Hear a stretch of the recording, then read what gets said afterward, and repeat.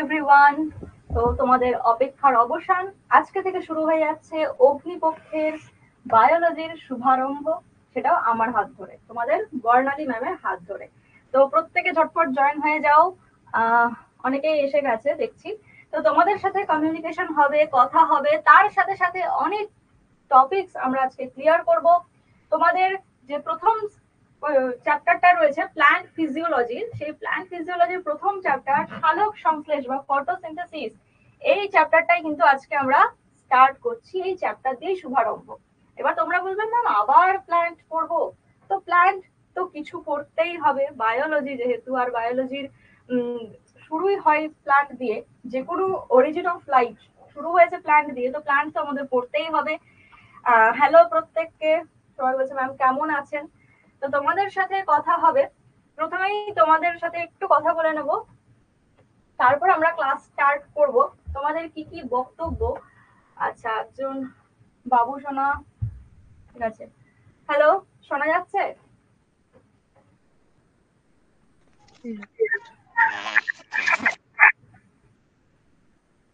Hello, হ্যাঁ তোমার ভয়েসটা ক্লিয়ার না, একটু ক্লিয়ার করে বলো। হ্যালো, হ্যাঁ শোনা যাচ্ছে, বলো।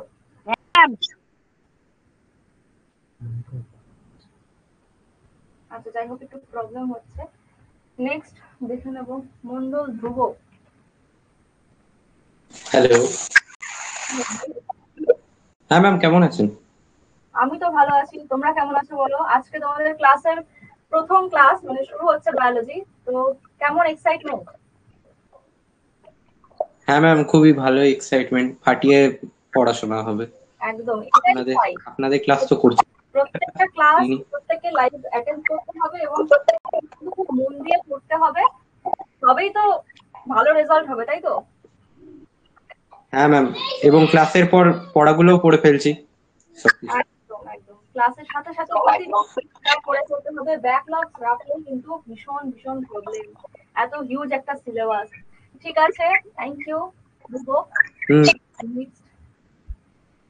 আচ্ছা, জগবন্ধু দে। হ্যালো,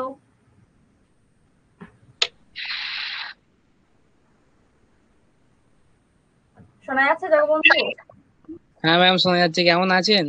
হ্যাঁ আমি তো খুব ভালো আছি, আমি বিন্দাস আছি বলেই তো তোমাদের ক্লাস নিতে এসেছি, তাই তো? তোমরা কেমন আছো বলো? একদম ম্যাম ভালো আছি, পুরো আগুন জ্বলবে আজকে। একদম, ক্লাসে আগুন জ্বলবে এবং লাস্টে কিন্তু প্রত্যেকের কাছে আমি শুনবো, একদম প্রত্যেককে শেষ পর্যন্ত থাকতে হবে এই ক্লাসের রিভিউ একদম। দেখতে, যে তোমাদের প্রথম ক্লাস তোমাদের কেমন লাগলো। ঠিক আছে, হ্যাঁ একদম। এই পর্যন্ত কিন্তু থাকতে হবে সবাইকে। হ্যাঁ ম্যাম অবশ্যই। ঠিক আছে, তো প্রথমে বেশি কথা বলে সময় নষ্ট করব না, আমরা আমরা ক্লাসের শেষে দেখব কতজন তোমরা থাকো এবং তোমাদের কি কি রিভিউ সেটা আমি নেব, এবং এই আজকের যে ক্লাস যেটা হবে সেই রিলেটেড কিছু ডাউটস থাকলেও সেটাও কিন্তু আমরা লাস্টে নিয়ে সেটাকে সলভ করে দেবো। তো চলো বেশি কথা না বলে আজকের যে টপিক সেটা শুরু করা যাক, ফটোসিনথেসিস। দেখো, আগে আমরা এই চ্যাপ্টারটা জেনে নিই যে তোমাদের সিলেবাসে এই চ্যাপ্টারে কি কি রয়েছে। দেখো, এটা তোমাদের ইউনিট ইউনিট 4 এর একটা চ্যাপ্টার। ইউনিট 4 হচ্ছে তোমাদের প্ল্যান্ট ফিজিওলজি। এর প্রথম চ্যাপ্টার যেটা, সেটা হচ্ছে ফটোসিনথেসিস ইন হায়ার প্ল্যান্টস। তো এই চ্যাপ্টার থেকে মূলত আমাদের কি কি পড়তে হবে আমরা ভালো করে দেখে নিই। Photosynthesis as a means of autotrophic nutrition, মানে এই যে পদ্ধতিটা, এটাকে আমরা অটোট্রপিক নিউট্রিশন বা স্বভোজী পুষ্টি কেন বলছি সেটা নিয়ে পড়তে হচ্ছে।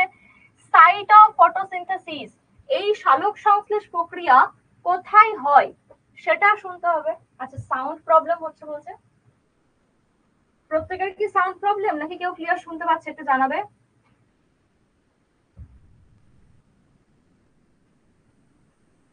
দেখো তো সাউন্ড প্রবলেম হচ্ছে বলছে, একটু সবাই জানাবে সাউন্ড প্রবলেম হচ্ছে কিনা। সাউন্ড তো ঠিকঠাকই আছে, সবাই একটু জানাবে সাউন্ড কেমন আছে, ঠিকঠাক আছে? সাউন্ড ঠিক আছে? আচ্ছা, এখন বলছে ক্লিয়ার আছে, স্নেহা বলছে ক্লিয়ার আছে। সবাই ক্লিয়ারলি শুনতে পাচ্ছে? ঠিক আছে, চলো একদম। তাহলে এই চ্যাপ্টারে আমরা কি কি আছে সেটাই একবার দেখছি। যে photosynthesis as a means of autotrophic nutrition, মানে এই পদ্ধতিটাকে স্বভোজী পুষ্টি কেন বলা হয় সেটা পড়বো। সাইট অফ ফটোসিনথেসিস মানে কোথায় সালোক সংশ্লেষ হচ্ছে সেই জায়গাটা আমাদের দেখতে হবে। পিগমেন্টস ইনভলভড ইন ফটোসিনথেসিস মানে সালোক সংশ্লেষ হতে গেলে কোন কোন রঞ্জক পদার্থগুলি হেল্প করছে, সেই পিগমেন্ট বা রঞ্জক পদার্থগুলো সম্পর্কে পড়বো। কি কি আছে এই রঞ্জক পদার্থের মধ্যে? পড়তে হবে ক্লোরোফিল। আচ্ছা, এদের প্রত্যেকের এম্পিরিক্যাল ফর্মুলা, মানে chlorophyll A B C D E 5 প্রকার ক্লোরোফিল রয়েছে। ব্যাকটেরিয়া ক্লোরোফিল রয়েছে, ক্যারোটিন, জ্যান্থোফিল। এই কটা পিগমেন্ট বা রঞ্জক সম্পর্কে আমাদের পড়তে হচ্ছে।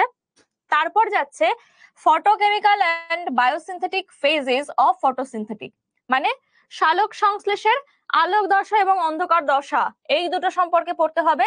তারপর cyclic and non cyclic photophosphorylation, এগুলো কি তোমরা এখন হয়তো পুরো ডিটেলস বুঝবে না, যখন পড়ানো হবে তখন তোমাদের কাছে আরো ক্লিয়ার হয়ে যাবে।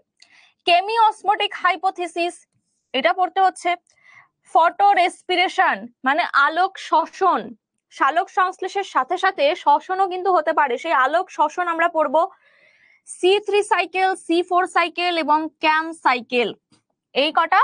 তারপর লাস্ট চলে আসছে ফ্যাক্টরস এফেক্টিং ফটোসিনথেসিস, মানে কোন কোন বিষয়গুলো পরিবেশের কোন কোন বিষয়গুলো এই পদ্ধতিটায় এফেক্ট ফেলছে, মানে প্রভাবিত করছে। এই হচ্ছে এই চ্যাপ্টারের আমাদের মূল বিষয়। তো আজকে আমরা এই চ্যাপ্টার থেকে কোন জায়গাটা কভার করব? আমাদের আজকে গোল হচ্ছে আমরা মেইনলি এই অটোট্রপিক নিউট্রিশন কেন বলা হয় সালোক সংশ্লেষকে, এটা পড়বো। সাইট অফ ফটোসিনথেসিস, কোথায় সালোক সংশ্লেষ হচ্ছে, পিগমেন্টস গুলো সম্পর্কে পড়বো। আর কি রয়েছে? এরপর ফটোকেমিক্যাল ফেজ রয়েছে। তো পিগমেন্ট আর এর সাথে আরো অনেক কিছু ইনক্লুড আছে, অনেক ছোট ছোট জিনিস, সেই সমস্ত কিছু আজকে আমরা ক্লিয়ার করব। তাহলে এবার তোমাদের বলে রাখি, এই যে চ্যাপ্টারটা হালকে মে মাত লেনা, একদম হালকে মে নেওয়া যাবে না। এই চ্যাপ্টার থেকে কতগুলো কোশ্চেন তোমাদের আসছে দেখো। অ্যাকচুয়ালি চ্যাপ্টার বলা যাবে না, এর সাথে আরো দুটো চ্যাপ্টার রয়েছে। তো এখান থেকে কিন্তু তোমাদের 2 নাম্বারের 2টো কোশ্চেন আসছে, 3 নাম্বারের 3টে কোশ্চেন পাচ্ছ এবং 4 নাম্বারের একটা কোশ্চেন পাচ্ছ, মানে টোটাল 17 থাকছে তোমাদের এই ইউনিট থেকে। তাহলে এই ইউনিট থেকে মানে কি, এখানে তোমরা প্রত্যেকটার সাথে প্রত্যেকটা কোশ্চেন অর পাবে, যেহেতু তোমাদের 2x ফর্মুলা হবে, মানে তোমরা যত কোশ্চেন তোমাদের অ্যাটেম্প্ট করতে হবে তার দ্বিগুণ কোশ্চেন তোমাদের দেওয়া হবে। মানে যদি 2টো করতে হয় তাহলে 4টে কোশ্চেন তোমাকে দেওয়া হবে, তার মধ্যে যে কোনো 2টো করতে হবে, তাহলে ডাবল কোশ্চেন থাকবে। তার মানে বুঝতেই পারছো সালোক সংশ্লেষ, এখান থেকে একটা হিউজ অ্যামাউন্ট কোশ্চেন কিন্তু তোমাদের হবে। তাই চ্যাপ্টারটাকে খুবই মন দিয়ে কিন্তু শুনতে হবে, ঠিক আছে? তাহলে স্টার্ট করি আমরা ফটোসিনথেসিস। তাহলে প্রথমেই জানি যে ফটোসিনথেসিস কথাটার মানে কি। দেখো, ফটো কথার মানে হচ্ছে কি, ফটো মানে আমরা বোঝাই আলো, আলোকে বোঝাই। আর সিনথেসিস কথার অর্থ, সিনথেসিস কথার অর্থ হচ্ছে সংশ্লেষ হওয়া, মানে কিছু তৈরি হওয়া, সংশ্লেষ হওয়া বা কিছু তৈরি হওয়া। তাহলে এখানে কি তৈরি হচ্ছে? আলো তৈরি হচ্ছে? ফটোসিনথেসিস মানে আলো তৈরি হচ্ছে? না, আলোর উপস্থিতিতে কিছু তৈরি হচ্ছে। তাহলে এখানে কি অ্যাকচুয়ালি আলোর উপস্থিতিতে সবুজ উদ্ভিদ কি তৈরি করছে? অবশ্যই সবুজ উদ্ভিদ হতে হবে, ক্লোরোফিল ছাড়া সম্ভব না। সবুজ উদ্ভিদ খাদ্য সংশ্লেষ করে।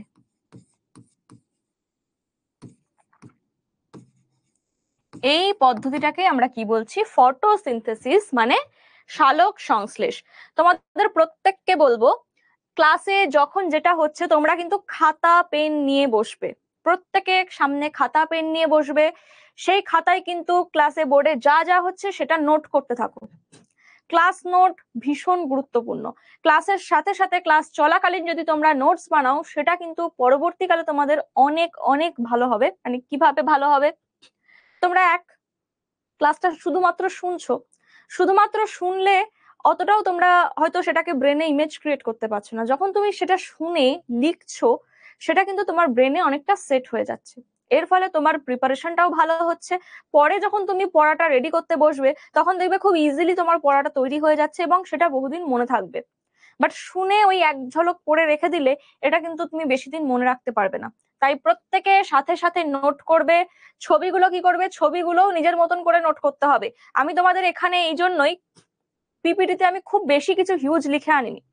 তোমাদের যে তোমরাও লিখবে আমিও লিখবো, মানে আমার সাথে সাথে তোমরা লিখবে, আমিও ছবি এঁকে এঁকে তোমাদের বোঝাবো, সেই ওয়েতে তোমরাও ছবি এঁকে এঁকে করবে।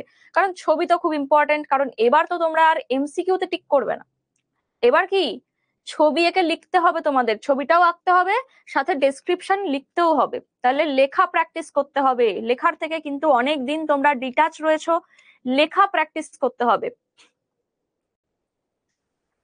হ্যাঁ একদম।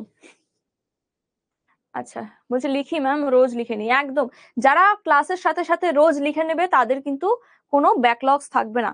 দেখো তোমাদের একটা কথা বলি, ক্লাস 11 তোমরা এই যে সেকেন্ড সেমিস্টারে তোমাদের নিশ্চয়ই সিলেবাস তোমাদের দেখা হয়ে গেছে, বা তোমাদের strategy video already SD sir তোমাদের দিয়েছেন ইউটিউবে। তো সেখানে কিন্তু তোমরা দেখেছো কতগুলো চ্যাপ্টার তোমাদের সেমিস্টার 2 তে রয়েছে। মাত্র 3 মাস সময়, কারণ এই অক্টোবর নভেম্বর ডিসেম্বর এই টাইমের মধ্যে কিন্তু আমাদের সিলেবাস কমপ্লিট করতে হবে। কতগুলো চ্যাপ্টার রয়েছে? প্রায় 10টা চ্যাপ্টার তোমাদের রয়েছে। তাহলে এতগুলো চ্যাপ্টার তোমরা যদি প্রথম দিন থেকে ঠিকঠাক ভাবে না করো, শেষে গিয়ে কিন্তু প্রচুর ব্যাকলগস পড়ে যাবে, তখন কিন্তু ক্লিয়ার করার টাইম পাবে না। কারণ ওই যে জানুয়ারি মাসটা, সেই জানুয়ারি মাসে তোমাদের প্র্যাকটিস করতে হবে, মক টেস্ট দিতে হবে, এগুলো করতে হবে, তখন কিন্তু কনসেপ্ট ক্লিয়ার করার জায়গা থাকবে না। আর তারপরে ফেব্রুয়ারিতে কিন্তু তোমাদের একদম শুরুতে 12 তারিখ থেকে তোমাদের পরীক্ষা, তাহলে কোনো টাইম নেই। তাহলে শুরু থেকেই কিন্তু একদম হাল ধরতে হবে। প্রত্যেককে বলছি শুরু থেকে হাল ধরতে হবে। তোমরা যারা ব্যাচে রয়েছো প্রতিদিন ঠিক টাইমে লাইভ ক্লাসগুলো জয়েন করো, পরে রেকর্ডেড দেখে নেব, ওতে কিন্তু তোমাদেরই ক্ষতি, টাইমেরও ক্ষতি, তার সাথে সাথে কিন্তু তোমরা ঠিকঠাক ভাবে অনেক সময় অলসতা আসবে যে থাক ওটা মিস হয়ে গেছে আর আজকে দেখবো না, এর সাথে সাথে কিন্তু ব্যাকলগস জমতে থাকবে। তো প্রতিদিনকার চেষ্টা করবে লাইভ ক্লাসগুলো অ্যাটেম্প করার, এবং সেই লাইভ ক্লাসে যা যা হচ্ছে সাথে সাথে খাতায় নোট করা।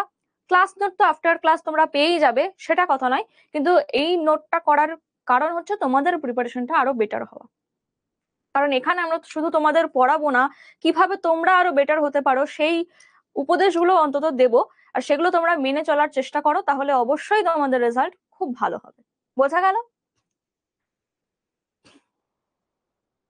আচ্ছা বলছে টিউশন থাকে কিছু ক্লাসে, সেক্ষেত্রে কি করা যেতে পারে? সেক্ষেত্রে সেই দিনের কাজটা সেই দিনই টাইম বার করে করে নাও। মানে যদি তুমি লাইভ ক্লাস অ্যাটেন্ড করতে নাও পারো, পরবর্তী লাইভ ক্লাস আসার আগে তোমাকে ওই ক্লাসটা কমপ্লিট করতে হবে, এই টার্গেটটা কিন্তু নিতে হবে। যে কোনো ক্লাস মিস হয়ে গেল মানে সেটা ফেলে রেখে দিলাম তা নয়, তাহলে কিন্তু ব্যাকলগস পড়ে যাবে। তো বোঝা গেছে প্রত্যেককে কিভাবে প্রিপারেশন নিতে হবে। চলো তাহলে এবার আমরা স্টার্ট করি। তাহলে ফটোসিনথেসিস মানে কি বললাম, যে আলোর উপস্থিতিতে সবুজ উদ্ভিদ খাদ্য সংশ্লেষ করছে, এটাকে আমরা বলছি সালোক সংশ্লেষ। তাহলে সালোক সংশ্লেষ প্রক্রিয়ায়, তাহলে এটা একটা পদ্ধতি, যে পদ্ধতিতে উদ্ভিদ কি করছে, দেখো এই ছবিটা দেখো, উদ্ভিদ কি করছে, সানলাইট নিচ্ছে। উদ্ভিদ এখান থেকে সানলাইট নিচ্ছে। সানলাইট কোথায় আসছে, সবুজ পাতায়। পাতার মধ্যে কি আছে, পাতার মধ্যে আছে ক্লোরোফিল, এক ধরনের রঞ্জক পদার্থ। এই ক্লোরোফিল গুলো কি করবে, ক্লোরোফিল এই আলোকে গ্রহণ করলো, গ্রহণ করে এক্সাইটেড হয়ে যায়। আর তার সাথে সাথে পাতার মধ্যে পত্ররন্ধ্র রয়েছে, সেখান থেকে কি যাচ্ছে, কার্বন ডাই অক্সাইড বাতাস থেকে গ্রহণ করছে। এই কার্বন ডাই অক্সাইডকে গ্রহণ করছে, আর কি লাগছে আমাদের ফটোসিনথেসিস করতে, ওয়াটার। মাটি থেকে মূল কি করছে, জল শোষণ করছে। তাহলে কি কি নিচ্ছে, কার্বন ডাই অক্সাইড, জল আর সানলাইট।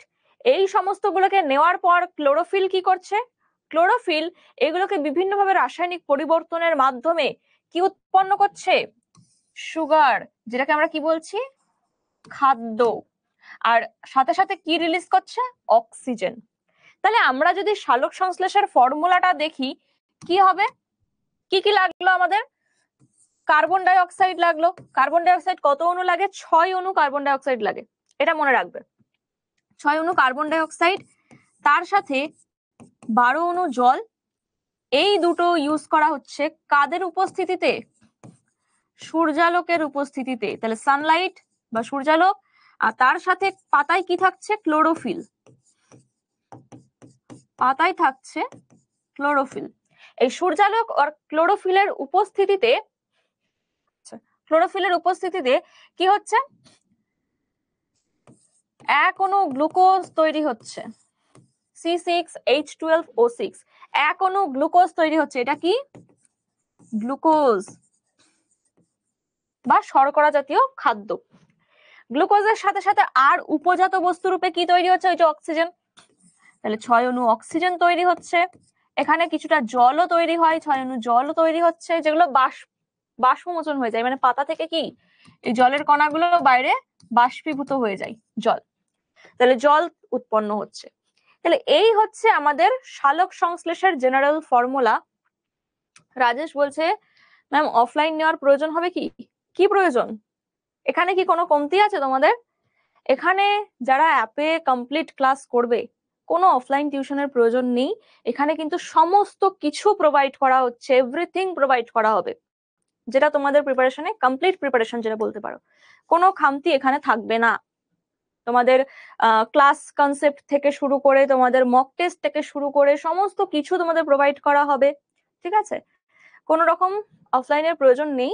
তাছাড়াও অনেকে যাদের মনে হবে প্রয়োজন আছে তাদেরকে আমি কি বলবো, তাদের হয়তো প্রয়োজন মনে হয়েছে তাই করবে, তারা, কোনো ব্যাপার নয়।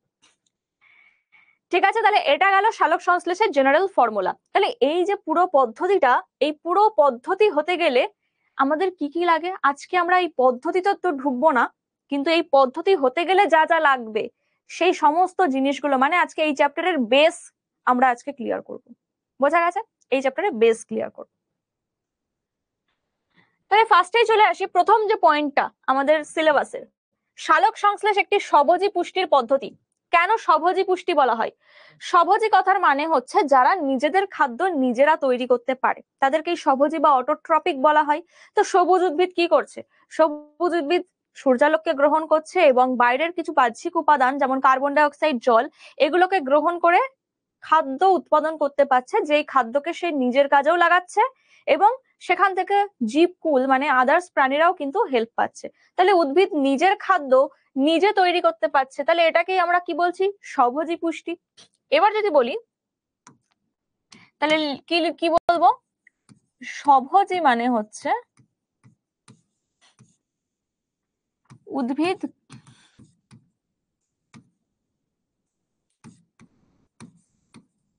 নিজের খাদ্য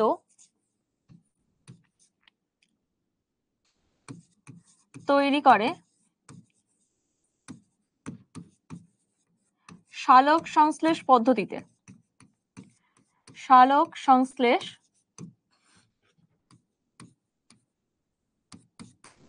পদ্ধতিতে। তাই সালোক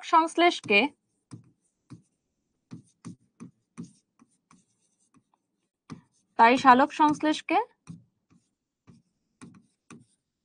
স্বভোজী পুষ্টি বলা হয়।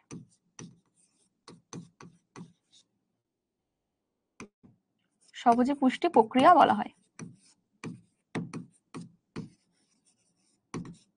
ক্লিয়ার? আচ্ছা, এই যে স্বভোজী পুষ্টি বলি এখানে, স্বভোজী পুষ্টি প্রক্রিয়া, এই স্বভোজী পুষ্টি প্রক্রিয়া আবার দু রকমের হতে পারে।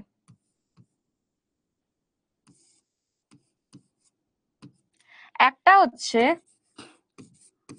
ফটো অটোট্রপিক,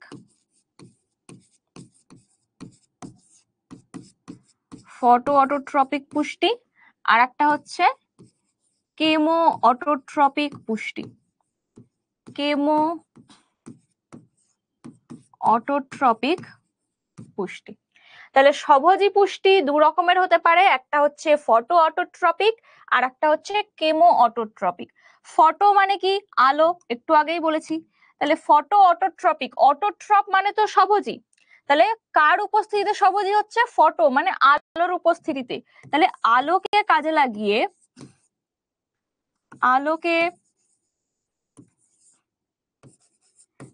লাগিয়ে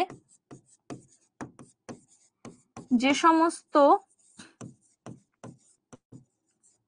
উদ্ভিদ বা প্রাণী কেন লিখলাম?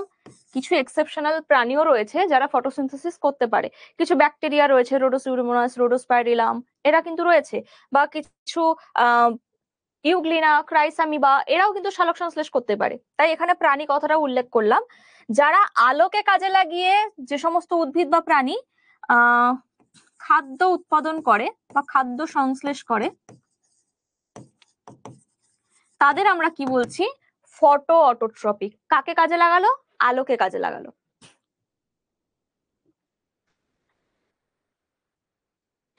বলছে ম্যাম আমি আপনার জন্য কোনো অফলাইন নেইনি। ঠিক আছে, কোনো দরকার নেই অফলাইন নেওয়ার।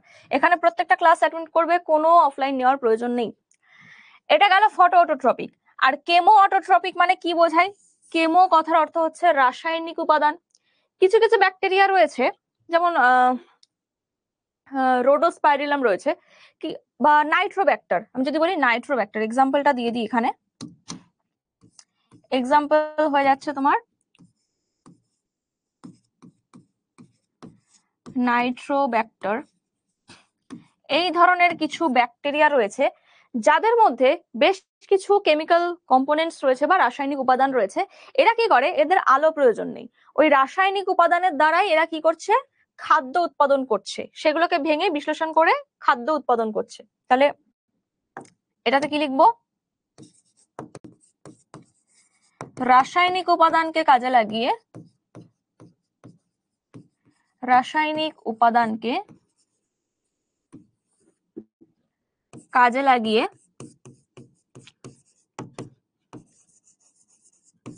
খাদ্য সংশ্লেষ করে। এই ঘটনাকে বলছি আমরা কেমো অটোট্রপিক। তাহলে ফটো অটোট্রপিকের এক্সাম্পল কি হবে? সমস্ত প্ল্যান্টস, যত আমাদের আশেপাশে গাছপালা রয়েছে সবাই আলোর উপস্থিতিতে সালোক সংশ্লেষ করে। তো ওদের আমি আলাদা করে কি বলবো? আর কেমো অটোট্রপিকের ক্ষেত্রে নাইট্রোব্যাক্টার, নাইট্রোসোমোনাস, এই ধরনের বেশ কিছু ব্যাকটেরিয়া রয়েছে, তারা কিন্তু কেমো অটোট্রপিক পুষ্টি শো করে। তাহলে এটা গেল আমাদের স্বভোজী পুষ্টি পদ্ধতি। কেন স্বভোজী বলা হলো? স্বভোজীর কতগুলো ভাগ বোঝা গেল, আই থিঙ্ক ক্লিয়ার হয়েছে প্রত্যেকের কাছে। এরপর চলে আসবো, এই যে এখানে দেখিয়ে দেওয়া হয়েছে স্বভোজী পুষ্টি, ওখানে আমি অলরেডি বলে দিয়েছি ফটো অটোট্রপিক আর হচ্ছে কেমো অটোট্রপিক। এটা ক্লিয়ার হয়ে গেছে। আচ্ছা, এবার আসছি অঙ্গার আত্তীকরণ। একটা ছোট্ট একটা টার্ম যেটা 2 নম্বরের কোশ্চেনে কিন্তু চলে আসে। দেখো প্রত্যেকে কিন্তু শেষ পর্যন্ত থাকবে, কারণ শেষে কিন্তু অনেক ইম্পর্টেন্ট কোশ্চেন আমি বলে দেবো। প্রতিদিনের যে টপিকটা পড়ানো হবে সেই টপিক রিলেটেড কি কি ইম্পর্টেন্ট কোশ্চেন হতে পারে, কেমন টাইপের কোশ্চেন হতে পারে, এবং সেগুলোকে কিভাবে লিখতে হবে, এই সমস্ত আইডিয়া কিন্তু ক্লাসের শেষে দেব, এবং তোমাদের সাথেও কমিউনিকেশন হবে। তো শেষ পর্যন্ত তো প্রত্যেককে থাকতে হবে, ঠিক আছে? চলো, অঙ্গার আত্তীকরণ বা কার্বন অ্যাসিমিলেশন বলতে কি বোঝায়? অঙ্গার বা কার্বন মানে কার্বন ডাই অক্সাইডের মধ্যে কার্বন রয়েছে, তাই না? কার্বনকে কি করতে হবে? অ্যাসিমিলেশন মানে আত্তীকরণ করা হচ্ছে। আত্তীকরণ বলতে কি বোঝায়? দেখো সালোক সংশ্লেষে আমরা এটা তো দেখলাম যে, সালোক সংশ্লেষে কি দেখলাম? যে বাইরে কার্বন ডাই অক্সাইড নেওয়া হচ্ছে, সবুজ উদ্ভিদ কি করছে? কার্বন ডাই অক্সাইডকে অ্যাবজর্ব করছে। তাহলে সেই কার্বন ডাই অক্সাইড ভেতরে গিয়ে কি করছে? ভেতরে গিয়ে সে কিন্তু ফ্রিলি বসে থাকে না, আমি কার্বন ডাই অক্সাইড, আমি এখানে এসেছি, আমি একা বসে থাকবো না। সে কি করবে? গিয়ে বিভিন্ন জৈব যৌগ, ভেতরে যত অর্গানিক ম্যাটার্স রয়েছে, অর্গানিক অ্যাসিড রয়েছে, ওদের সাথে গিয়ে রিয়াকশন করবে, ওদের সাথে যুক্ত হবে, আবদ্ধ হবে। তাহলে আলো যখন থাকে না তখন কার্বন ডাই অক্সাইড কি হয়?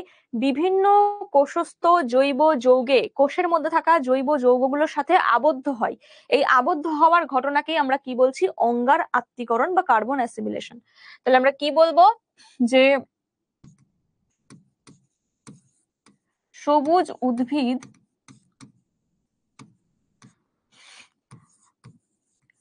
আলোর অনুপস্থিতিতে, সবুজ উদ্ভিদে আলোর অনুপস্থিতিতে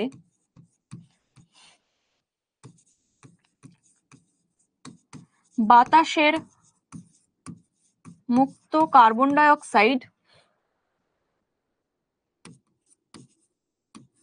কোষে প্রবেশ করে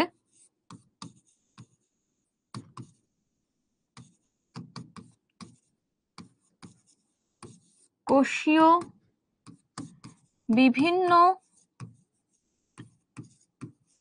জৈব যৌগে আবদ্ধ হয়।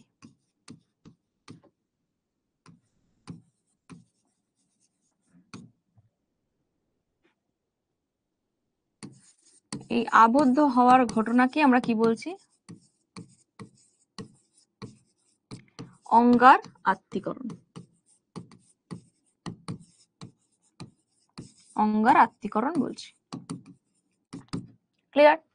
তাহলে বাতাসের কার্বন ডাই অক্সাইড, আচ্ছা ইংলিশ টার্মগুলো বলে দেবো, অবশ্যই বলে দেবো, প্রত্যেকটাই বলে দিচ্ছি। অঙ্গার আত্তীকরণ বা কার্বন অ্যাসিমিলেশনে কি বললাম, যে উদ্ভিদ আলোর অনুপস্থিতিতে বাতাসের মুক্ত কার্বন ডাই অক্সাইড মানে ফ্রি কার্বন ডাই অক্সাইড সেটাকে কি করছে, কার মাধ্যমে গ্রহণ করছে? দেখবে পাতার উপরে এরকম পত্ররন্ধ্র দেখতে পাওয়া যায়, স্টোমাটা যেটাকে আমরা বলি। এই স্টোমাটার থ্রু কি করছে, বাতাসের কার্বন ডাই অক্সাইড ভেতরে প্রবেশ করছে। এবার ভেতরে ধরো এরকম সেল রয়েছে, ভেতরে বিভিন্ন সেল রয়েছে, তো কার্বন ডাই অক্সাইড কি করবে, এই কার্বন ডাই অক্সাইড এই সেলের মধ্যে প্রবেশ করবে, CO2 প্রবেশ করে, আমি একটা এক্সাম্পল দিয়ে দিচ্ছি, RUBP এরকম একটা প্রথম যৌগ আছে যার সাথে যুক্ত হয়ে তৈরি করে PGA।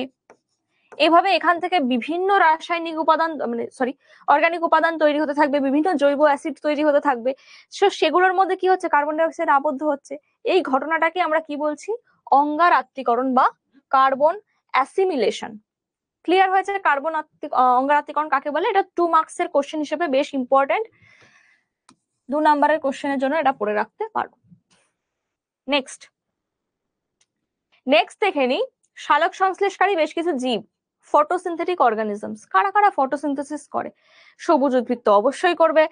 তো সালোক সংশ্লেষকারী জীব দেখো, বায়োবিও সালোক সংশ্লেষকারী জীব এক রয়েছে, কিছু বায়োবিও মানে অক্সিজেনিক ফটোসিনথেটিক অর্গানিজম, আর একটা রয়েছে অবায়োবিও যাদের অক্সিজেন প্রয়োজন হয় না, অ্যানঅক্সিজেনিক ফটোসিনথেটিক অর্গানিজম।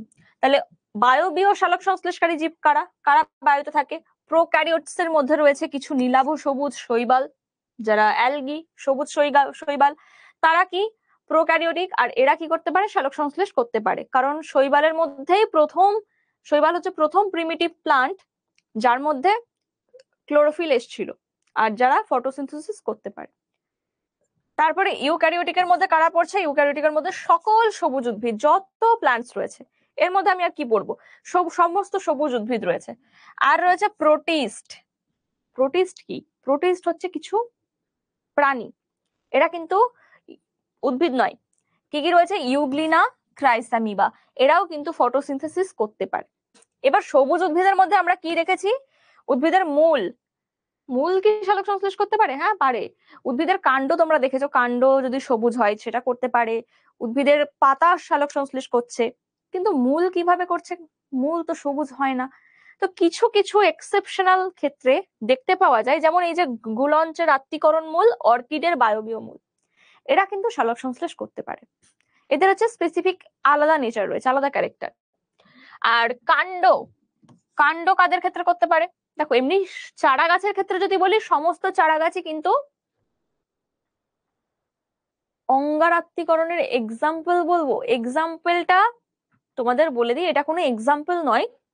দেখো এটা এক্সাম্পল নয়, আমি যেটা বললাম এটা হচ্ছে পত্ররন্ধ্র, এটা হচ্ছে পাতার পত্ররন্ধ্র বা স্ট্রোমাটা। এখান থেকে কার্বন ডাই অক্সাইড ভেতরে প্রবেশ করছে, আর ভেতরে প্রচুর কোষ রয়েছে। তো এই কোষের মধ্যে কার্বন ডাই অক্সাইড ঢুকে যাচ্ছে, ঢুকে গিয়ে কোনো না কোনো জৈব অ্যাসিডের সাথে সে যুক্ত হচ্ছে। এখানে RUBP রয়েছে।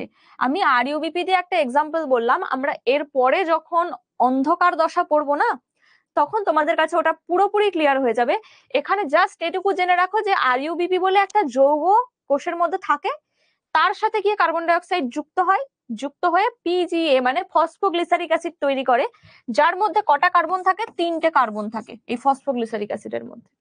তো এইভাবে 3 কার্বন বিশিষ্ট, 5 কার্বন বিশিষ্ট, 7 কার্বন বিশিষ্ট বিভিন্ন অর্গানিক অ্যাসিড তৈরি হয়। তাহলে এই কার্বন গুলো অ্যাসিড গুলোর মধ্যে আবদ্ধ হচ্ছে, এটাকেই আমরা অঙ্গার আত্তীকরণ বলছি। ক্লিয়ার হয়েছে? বোঝা গেছে? এগুলো আমরা এই পরে ডিটেলসে প্রত্যেকটা স্টেপ বাই স্টেপ পড়বো। এখন জাস্ট আমি কাকে বলে সেটা বোঝানোর জন্য ওটা বলেছি। চলো, তাহলে এখানে গেল সবুজ উদ্ভিদ সমস্ত। এবার অবায়বীয় সালোক সংশ্লেষকারী জীবের মধ্যে যদি আসি, আরইউবিপি এর ফুল ফর্ম হচ্ছে রাইবিউলোজ 1,5 বিসফসফেট, ঠিক আছে। আচ্ছা, অবায়বীয়র মধ্যে কি রয়েছে? সবুজ সালফার ব্যাকটেরিয়া। এটা কি? সালফার ব্যাকটেরিয়া, এক্সাম্পল হয়ে যাচ্ছে ক্লোরোবিয়াম। আর বেগুনি সালফার ব্যাকটেরিয়া, এটা হচ্ছে থায়োস্পাইরিলাম। এই এক্সাম্পল গুলো জাস্ট পড়ে রাখলে যে কোন কোন জীব সালোক সংশ্লেষ করতে পারে। চলো এবার বলি আরো একটা ছোট কোশ্চেন, এটাও 2 নম্বরের কোশ্চেন হিসেবে আসতে পারে, যে 2 মার্কসের কোশ্চেন। ধরো কি বলছে, সালোক সংশ্লেষকে উপচিতি বিপাক বলা হয় কেন? Why photosynthesis is called anabolic process. Process কত রকমের হয়? অ্যানাবলিক হতে পারে, ক্যাটাবলিক হতে পারে, মানে উপচিতি বিপাক হতে পারে, অপচিতি বিপাক হতে পারে। বিপাক মানে কি? ধরো যে কোনো প্রসেসিং হচ্ছে বা যে কোনো পদ্ধতি চলছে, যে কোনো প্রক্রিয়া, সালোক সংশ্লেষ একটা প্রক্রিয়া, শ্বসন একটা প্রক্রিয়া। তো কোনো প্রক্রিয়ার দ্বারা যদি সেই অর্গানিজমের তার যদি শুষ্ক ওজন বৃদ্ধি পায়, তাহলে সেটাকে বলবো উপচিতি বিপাক। যদি সেই পদ্ধতি দ্বারা তার শুষ্ক ওজন হ্রাস পায়, তাহলে সেটাকে বলবো অপচিতি বিপাক। যেমন ধরো সালোক সংশ্লেষ প্রক্রিয়ার ক্ষেত্রে যদি বলি, সালোক সংশ্লেষে কি হচ্ছে, সবুজ উদ্ভিদ বাইরের কিছু উপাদান নিয়ে সে খাদ্য তৈরি করছে, নতুন কিছু সিনথেসিস করছে, যার জন্য কিন্তু সবুজ উদ্ভিদের পূর্বের তুলনায় ওজন বৃদ্ধি পাচ্ছে, শুষ্ক ওজন বৃদ্ধি পায়। এই জন্য সালোক সংশ্লেষ প্রক্রিয়াকে আমরা কি বলি? উপচিতি বিপাক বা অ্যানাবলিক প্রসেস বলছি। আর যদি বলি শ্বসনের কথা, যেটা আমরা এর পরের চ্যাপ্টারেই পড়বো, শ্বসন বা রেসপিরেশন, যেখানে আমরা কি করছি, বাইরে থেকে অক্সিজেন নিচ্ছি। প্রত্যেকটা প্রাণী আমরা শ্বসন করি, প্রত্যেকটা জীবই শ্বসন করা হয়, মানে শ্বসন করে, উদ্ভিদও কিন্তু শ্বসন করে। তো উদ্ভিদ কি করবে? উদ্ভিদ বা প্রাণী বাইরে থেকে অক্সিজেন নিচ্ছে, ওটা উল্টো প্রসেস। সালোক সংশ্লেষে কার্বন ডাই অক্সাইড নিচ্ছে, কিন্তু শ্বসনে অক্সিজেন নিচ্ছি। এই অক্সিজেন নেওয়ার পর অক্সিজেনটা আমাদের প্রত্যেকটা কোষে পৌঁছচ্ছে। সেই কোষের মধ্যে গিয়ে কি করছে, এই যে খাদ্যটা গ্লুকোজ, এই খাদ্যটাকে ভেঙে দিচ্ছে, ভেঙে দিয়ে এনার্জি তৈরি করছে, এটিপি তৈরি করছে। সেই এটিপি কিভাবে নষ্ট হচ্ছে? এই যে আমরা কাজ করছি, মুভ করছি, হাঁটা চলা করছি, পড়াশোনা করছি, এই যে কাজের থ্রুতে, এই যে আমি এখন পড়াচ্ছি, তোমাদের কথা বলছি, আমার এটিপি লস হচ্ছে। তাহলে শ্বসনের দ্বারা কি হলো? শ্বসন পদ্ধতিতে অক্সিজেন আসলো, খাবারটাকে ভেঙে এটিপি তৈরি করে দিল, সেই এটিপি আমি নষ্ট করছি, মানে শুষ্ক ওজন কমে যাচ্ছে। তাই শ্বসন প্রক্রিয়াকে কিন্তু আমরা বলে থাকি অপচিতি বিপাক, আর সালোক সংশ্লেষকে আমরা বলে থাকি উপচিতি বিপাক, কারণ এখানে কিছু তৈরি হচ্ছে। এবার এমন কিছু প্রসেস থাকে এক্সেপশনাল, যেখানে দেখা যায় এমন কিছু সাইকেল হচ্ছে, ধরো যেটার মাধ্যমে কিছু ভাঙছে, সাথে সাথে কিছু তৈরিও হচ্ছে, সেটাকে আবার বলা হয় সমচিতি বিপাক, মানে অ্যাম্ফিবলিক পাথওয়ে। সেটা পড়বো আমরা এর পরের চ্যাপ্টারে। তাহলে এখানে আমরা জাস্ট উপচিতি বিপাক সম্পর্কে পড়লাম, যে সালোক সংশ্লেষ প্রক্রিয়ায়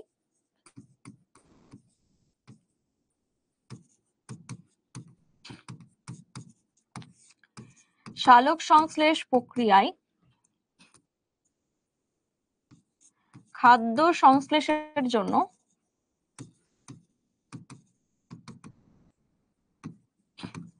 উদ্ভিদের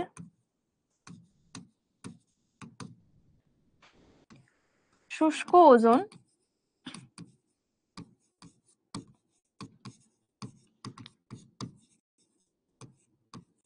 বৃদ্ধি পায়।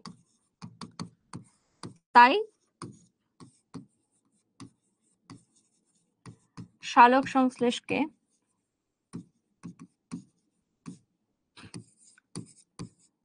উপচিতি বিপাক বলা হয়। প্রত্যেকে কিন্তু সাথে সাথে নোট করবে, লিখে নেবে। তাহলে এটা গেল সালোক সংশ্লেষকে কেন আমরা উপচিতি বিপাক বলে থাকি। নেক্সট আসছি খুবই সুন্দর জায়গা। এবার বলবে ম্যাম আপনি তো কি সুন্দর ছবি এখানে রেখে দিয়েছেন, আমরা কিভাবে আঁকবো? আমি এঁকে দেখাবো তোমাদের, ঠিক আছে, কোনো অসুবিধা নেই। জাস্ট এখানে ছবিটা রেখেছি সেটাও বোঝানোর জন্য, ছবি তোমাদের এঁকে আমি বোঝাবো। এটা হচ্ছে সালোক সংশ্লেষের স্থান। কোথায় সালোক সংশ্লেষ হয়? Site of photosynthesis. আচ্ছা, সালোক সংশ্লেষ মেইনলি উদ্ভিদের সবুজ অংশে হবে। মূলত কোথায় হবে? উদ্ভিদের সবুজ অংশ, সেটা কি কি হতে পারে? মেনলি পাতা হতে পারে, উদ্ভিদের পাতা, সবুজ পাতা। তারপরে ধরো ফুলের বৃতি, সেটাও সালোক সংশ্লেষ করতে পারে। আচ্ছা, রসালো কাণ্ড, সবুজ কাণ্ড হতে হবে অবশ্যই। মানে যখন উদ্ভিদটা চারা গাছ অবস্থায় থাকে তখন রসালো সবুজ কাণ্ড থাকে, পরে আস্তে আস্তে ম্যাচিওর হওয়ার সাথে সাথে কি উদ্ভিদের বার্ক মানে গাছের ছাল তৈরি হয়, তখন কিন্তু কাণ্ডটা আর ফটোসিনথেসিস করতে পারে না। তাহলে রসালো সবুজ কাণ্ড। কিছু এক্সেপশনাল আমরা দেখেছি, কিছু মূল, এসব জায়গায় সালোক সংশ্লেষ হতে পারে। তাহলে মেইনলি আমরা পাতা ধরেই এগোই, কারণ পাতার মধ্যে ফটোসিনথেসিস হবেই, তাই না? তাহলে পাতার বিভিন্ন অংশ সম্পর্কে আমাদের পড়তে হবে, যে পাতার কোন জায়গায় ফটোসিনথেসিস হয়। পাতার মেসোফিল টিস্যু এখানে দেখানো হয়েছে। এটা কি পাতার মেসোফিল টিস্যু? দেখো এখানে একটা পাতা, এই পাতার কিছুটা অংশ এখানে দেখানো হয়েছে। এই পার্টটা কি অনেকেই বুঝতে পারে না। ধরেন আমার এই হাতটা, এটা সুন্দর একটা লিফ বা পাতা। এই যে পাতাটা রয়েছে, এই পাতাটার ধরো ওপরে একটা ত্বক রয়েছে, নিচে একটা ত্বক রয়েছে। ওপরে ধরো আমি একটা লেয়ার তুলে দিলাম, একটা ছাল তুলে দিলাম, ওপরের লেয়ারটা আমার যে স্কিন লেয়ারটা রয়েছে হোয়াইট কালারে, এই স্কিন লেয়ারটা যদি তুলে দিই তাহলে স্কিনের লেয়ারটা কি ঊর্ধ্বত্বক। পাতার ওপরে যে ত্বকটা রয়েছে পুরো সারফেসে, এই পুরোটা কি ঊর্ধ্বত্বক। ধরো এখানে যে ছবিটা দেখানো হয়েছে, এটা ধরো এই সাইড দিয়ে যদি আমি হাতে আঁকি, ওপরে একটা ত্বক দেখা যাবে, নিচে একটা ত্বক দেখা যাবে, মিডিলে কিছু, ভেতরে কিছু জিনিস রয়েছে, সেই ভেতরের জিনিসগুলো দেখা যাবে। তো এই সাইডের জায়গাটাই যে পাতলা, বলবে এত পাতলা তার মধ্যে এত কিছু রয়েছে, হ্যাঁ এত পাতলা যে ফলকটা তার মধ্যেও কিন্তু এত কিছু রয়েছে। ওপরে একটা লিফ বেস রয়েছে যেটাকে বলছি ঊর্ধ্বত্বক বা এপিডার্মিস, নিচে একটা ত্বক রয়েছে নিম্ন ত্বক, তার ভেতরে বেশ কিছু palisade parenchyma, spongy parenchyma cell রয়েছে। আর এই যে পাতার মধ্যে, এই ধরো কাণ্ডটা আসছিল, কাণ্ডটা এসে যে শিরা তৈরি করলো, শিরা, তাহলে এই শিরাটা ধরো এই জায়গাটাই পড়েছে, এই জায়গাটা শিরাটা এখানে এসে এই যে শিরাটার মধ্যে কি রয়েছে, জাইলেম ফ্লোয়েম রয়েছে। কারণ কাণ্ডের মধ্যে আমরা যদি কাণ্ডের প্রস্থচ্ছেদ পড়ে এসছি এর আগের সেমিস্টারে, কাণ্ডের প্রস্থচ্ছেদ যদি দেখি, কাণ্ডের মধ্যে কি থাকবে, জাইলেম ফ্লোয়েম, মাঝখানে ভাস্কুলার টিস্যু থাকবে। তো কাণ্ড থেকে যখন শিরায় যাচ্ছে, শুরু হয়ে যাচ্ছে, তো তো বাইরের কর্টেক্স লেয়ার গুলো ধরো চলে গেল, এপিডার্মিস চলে গেল, তোমাদের মনে থাকলে তবেই বুঝতে পারবে, নয়তো ভাববে আমি কি বকবক করছি।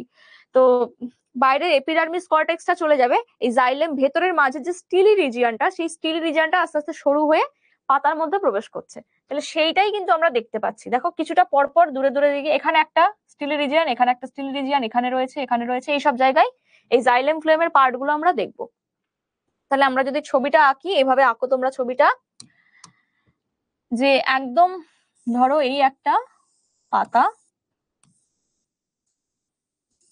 তাহলে পাতার এইটুকু অংশকে আমি দেখাচ্ছি, এটা অন্য কালার দিয়ে করি।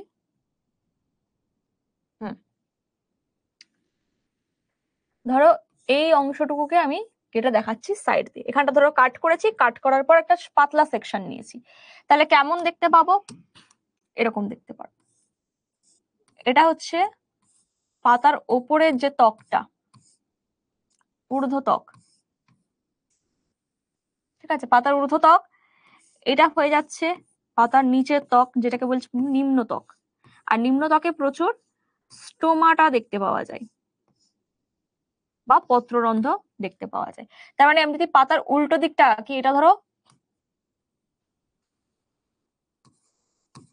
আপার সারফেস, আর এটা ধরো পাতার লোয়ার সারফেস।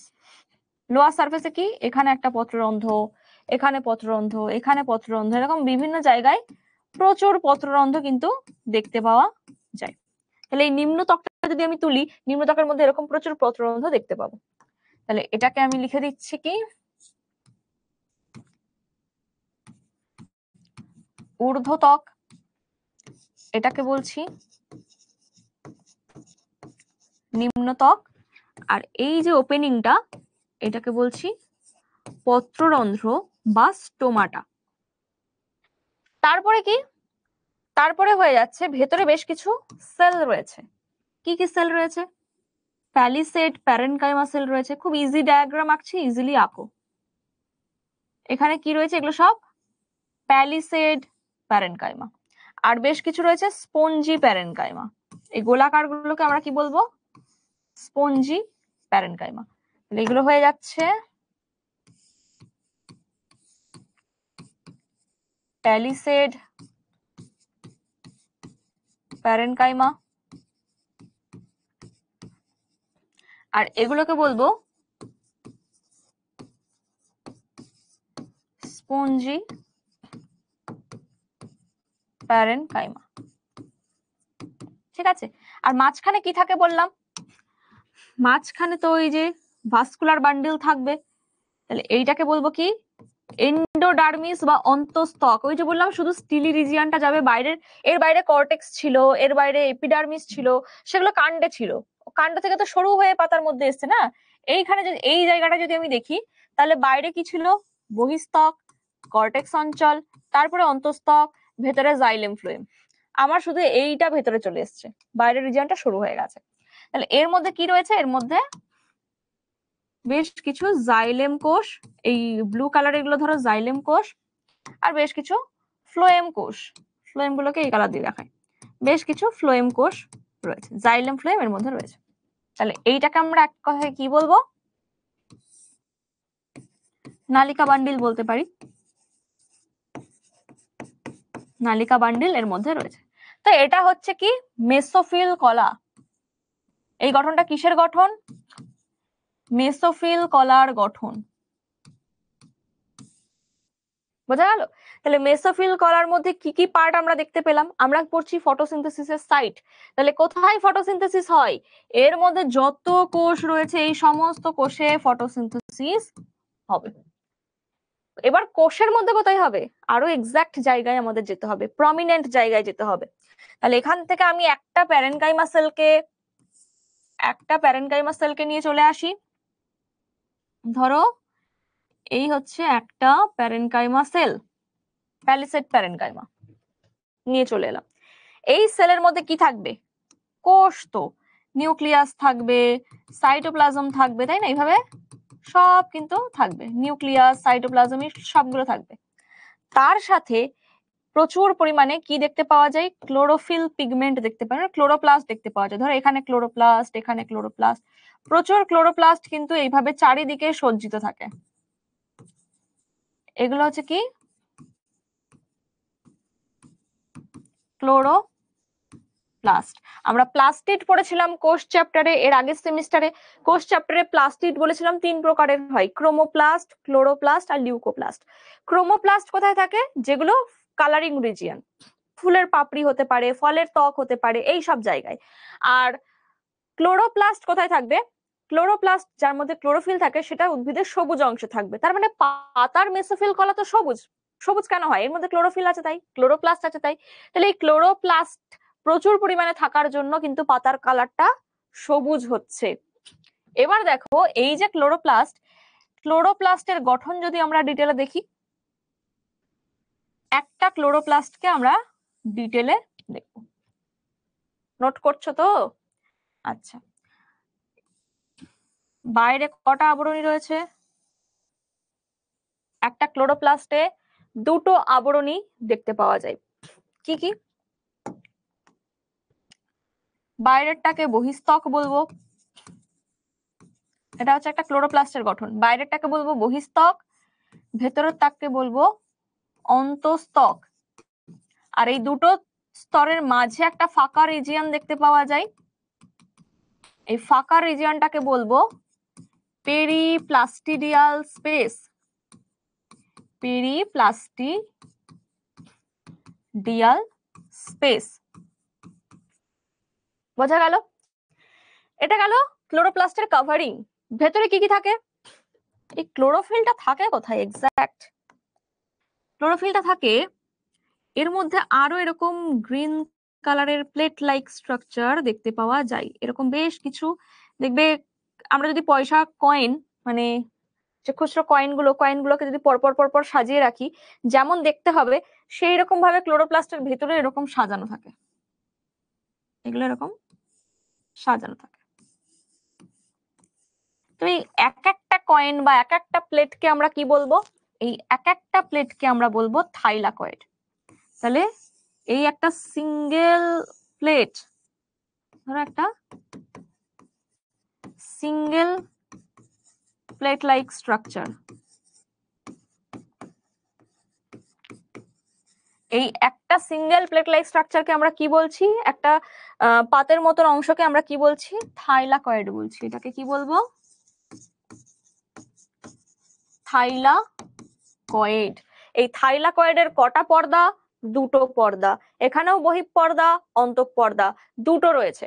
এবার এই পর্দাগুলো কেমন দেখতে, কোষ পর্দার গঠন মনে আছে, কার কার মনে আছে দেখি, কোষ পর্দার গঠন মনে আছে,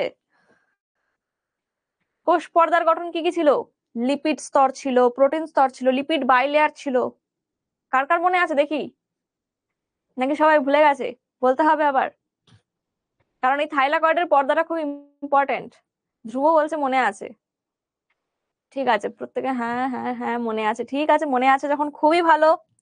দেখে নিই তাও একবার এদের এই যে পর্দাগুলো, দেখো কোষ পর্দার গঠন আমি যখন পড়িয়েছিলাম কোষ চ্যাপ্টার, জানি না তোমরা আমার থেকে পড়েছো কিনা, যাই হোক কোষ চ্যাপ্টারে এটা বলেছিলাম যে কোষ পর্দার গঠন যা হয়, তোমরা ওই যে তরল মোজাইক মডেল যেটা দেখেছিলে, হ্যাঁ প্রোটিন লিপিড প্রোটিন, রাজশ্রী বলছে একদম ঠিক। তো ওই যে যেমন গঠন ছিল কোষ পর্দার, কোষের ভেতরে থাকা যত অঙ্গাণু রয়েছে, সেটা মাইটোকন্ড্রিয়া হোক, ক্লোরোপ্লাস্ট হোক, নিউক্লিয়াস হোক, সবার বাইরের আবরণীটা সেম ওই রকমই গঠন। মানে ক্লোরোপ্লাস্টের যে গঠনটা, এইগুলোও ইউনিট মেমব্রেন বা একক পর্দা, মানে প্রোটিন লিপিড প্রোটিন, মানে এই বাইরেরটা একটা প্রোটিন লিপিড প্রোটিন গঠন, ভেতরেরটা আর একটা প্রোটিন লিপিড প্রোটিন গঠন। আবার এর মধ্যে থাকা থাইলাকয়েড, এই থাইলাকয়েডেরও পর্দা সেম টাইপের, মানে এখানেও প্রোটিন মানে লিপিড বাইলেয়ার দেখতে পাওয়া যাবে, মানে এরকম এরকম লিপিডের বাইলেয়ার স্তর দেখতে পাওয়া যাবে, তার সাথে ভেতরে ভেতরে কিছু ইন্টিগ্রাল প্রোটিন থাকবে, বাইরে কিছু পেরিফেরাল প্রোটিন থাকবে, ঠিক আছে, এই ধরনের পর্দা। এটা ক্লোরোপ্লাস্টেরও পর্দা, থাইলাকয়েডেরও এই একটা দু ধরনের পর্দা দেখতে পাওয়া যায়, এই রকম ধরনের ইউনিট মেমব্রেন, মানে ইউনিট মেমব্রেন মানে এগুলো হচ্ছে একক পর্দা, বোঝা গেল। কিন্তু থাইলাকয়েডের ভেতরে না, এই যে ফাঁকা জায়গাটা, এখানে কিচ্ছু থাকে না, কোনো সাইটোপ্লাজম না, কোনো প্রোটোপ্লাজম না, কিচ্ছু নেই। ধরো একটা গাড়ির টায়ার রেখে দিলে যেমন হয়, বাইরে টুকুই রয়েছে ভেতরে ফাঁপা, এটাও কিন্তু তাই। থাইলাকয়েডের মাঝের এই ফাঁকা জায়গাটাকে বলা হয় লুমেন, ফাঁকা গহ্বর, এই ফাঁকা গহ্বরটাকে বলা হচ্ছে লুমেন। তাহলে এইভাবে কিন্তু একাধিক থাইলাকয়েড, ধরো একাধিক গাড়ির টায়ার পরপর পরপর সাজানো হচ্ছে, এই যে সজ্জারীতিটা, এই পুরো সজ্জারীতিটাকে আমরা কি বলবো, গ্রানাম, সিঙ্গুলারে গ্রানাম, মানে একটা স্তরকে বলছি গ্রানাম, এতগুলো ভেতরে রয়েছে সবগুলোকে একত্রে বলবো গ্রানা, প্লুরালে বলবো গ্রানা। ক্লিয়ার হয়েছে? এবার চলে আসছি, থাইলাকয়েড তো গেল, তাহলে থাইলাকয়েডের পর্দাটা আমি কেন বললাম, এই কারণেই বললাম, এই যে আমরা নাচ্ছি, ক্লোরোপ্লাস্টে ক্লোরোফিল থাকে, কোথায় থাকে ম্যাম, থাইলাকয়েডের পর্দায় থাকে। মানে এর মধ্যে থাকা এরকম বেশ কিছু ফটো সিস্টেম দেখতে পাওয়া যায়। এবার আবার ফটো সিস্টেম কি, এক্ষুনি বললেন ক্লোরোফিল, আবার বলছেন ফটো সিস্টেম। ফটো সিস্টেম কথার অর্থ হচ্ছে, ফটো মানে আলো, সিস্টেম মানে তন্ত্র, আলোকতন্ত্র।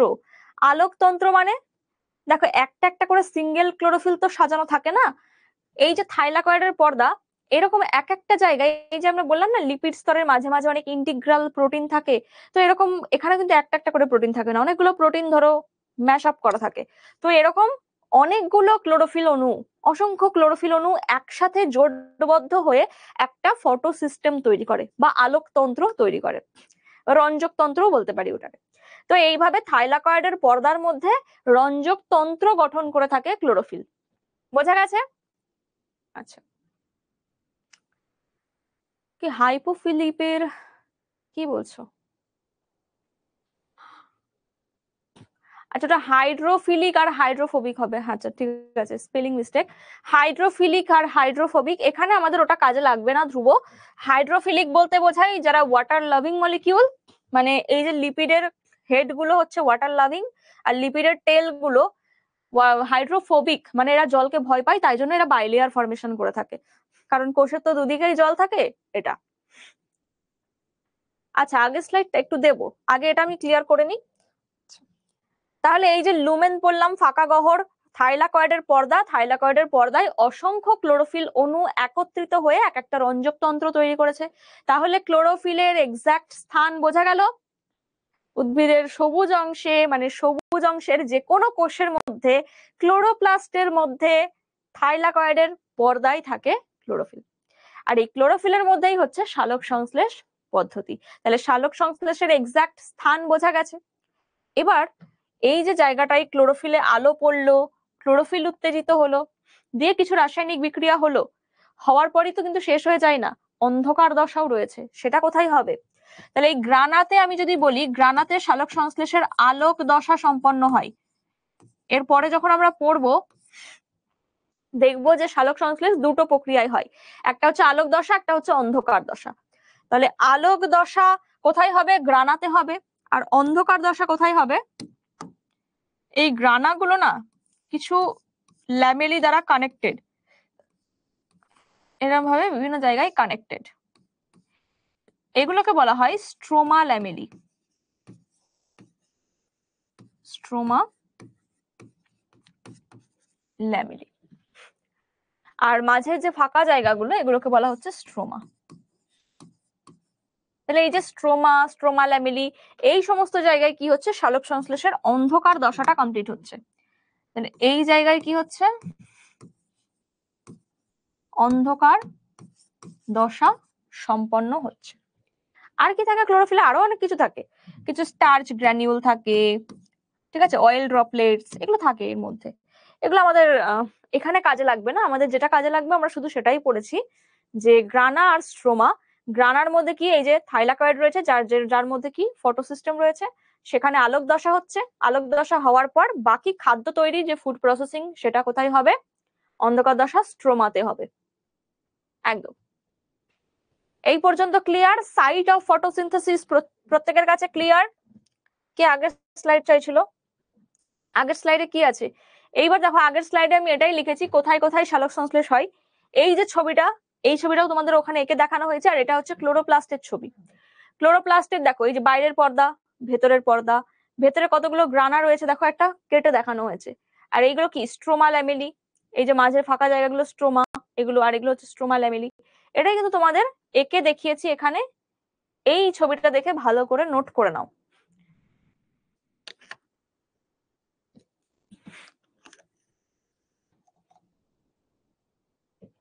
Repeat, Y repeat? শুনছো না পড়া?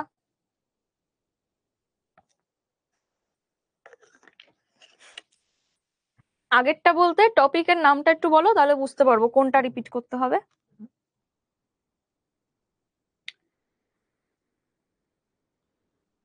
লাস্টের দিকটা একবার বলবো, মানে ক্লোরোপ্লাস্টের গঠনটা একবার বলবো। আচ্ছা, এই যে সবুজ কোষ মানে একটা প্যারেনকাইমাস সেল, প্যারেনকাইমাস সেলের মধ্যে একাধিক ক্লোরোপ্লাস্ট দেখতে পাওয়া যাচ্ছে। এই ক্লোরোপ্লাস্ট গুলো একটা গঠন আমি দেখিয়েছি। ক্লোরোপ্লাস্ট একটা কোষ অঙ্গাণু।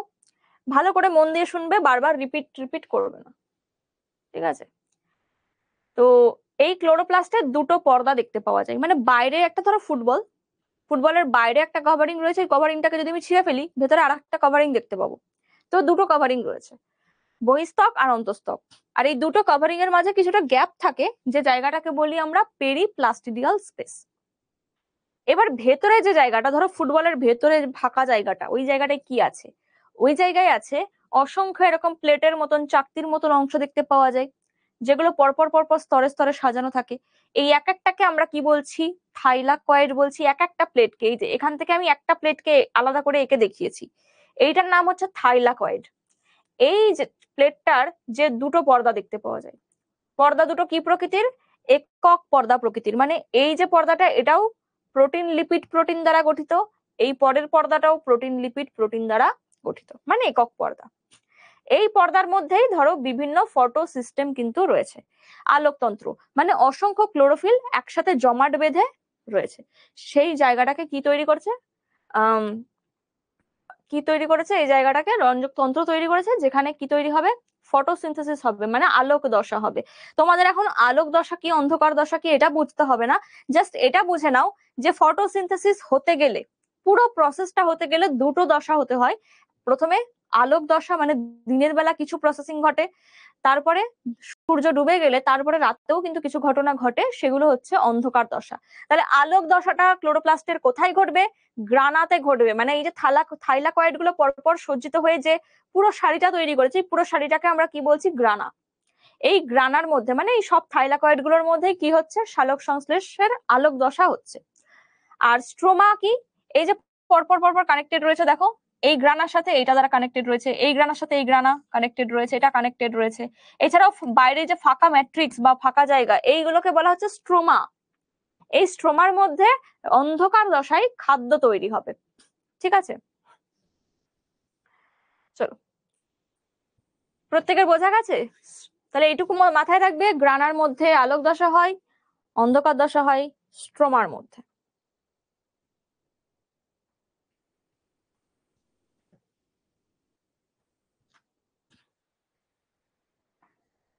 প্রত্যেককে বলছি ক্লাসে ফোকাস করো, ওরকম কোনো ফালতু কোশ্চেন করে লাভ নেই। ঠিক আছে,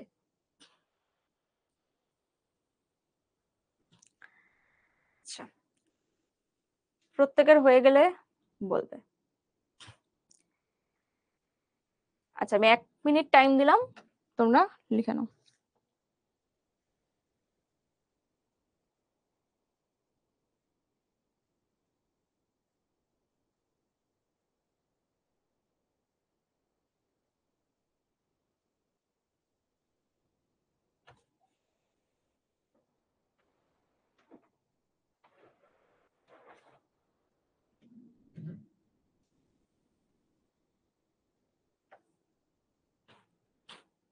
চেয়ার্স গুলো দেখা যাচ্ছে না।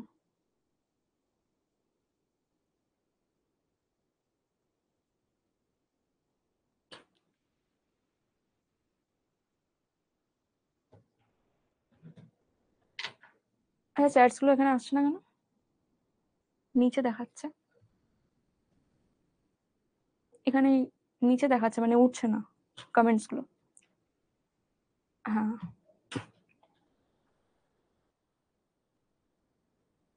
ক্লিয়ার। থাইলাকয়েড এবার যতটা বলেছি এখানে তো ক্লিয়ার হয়ে যাওয়ারই কথা। থাইলাকয়েড আমি কিচ্ছু বলিনি, প্লেট লাইক একটা স্ট্রাকচার ছাড়া আর কিচ্ছু বলিনি, যেখানে বাইরে দুটো পর্দা থাকে, মাঝখানে ফাঁকা থাকে। এবার থাইলাকয়েড আমরা আগে যাব, আরো ক্লিয়ার হবে তোমাদের কাছে। ঠিক আছে, আরো ক্লিয়ার হবে। হ্যাঁ রেকর্ড থাকবে, অবশ্যই থাকবে। তোমাদের যাদের যাদের প্রবলেম হবে বা ভুলে যাবে, তোমরা আবার ক্লাসটা দেখে নিতে পারবে, কোনো অসুবিধা নেই। চলো, সালোক সংশ্লেষের সময়। কখন সালোক সংশ্লেষ হয়? মেইনলি দিনের বেলায়, সূর্যালোকের উপস্থিতিতে। সালোক সংশ্লেষ হবে মেইনলি দিনের বেলায়,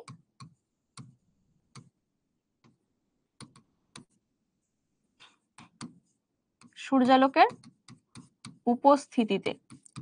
এবার যদি তোমরা বলো যে আমরা যদি কৃত্রিম লাইট প্রোভাইড করি কোনো প্ল্যান্টসে, তাহলে কি করে হবে?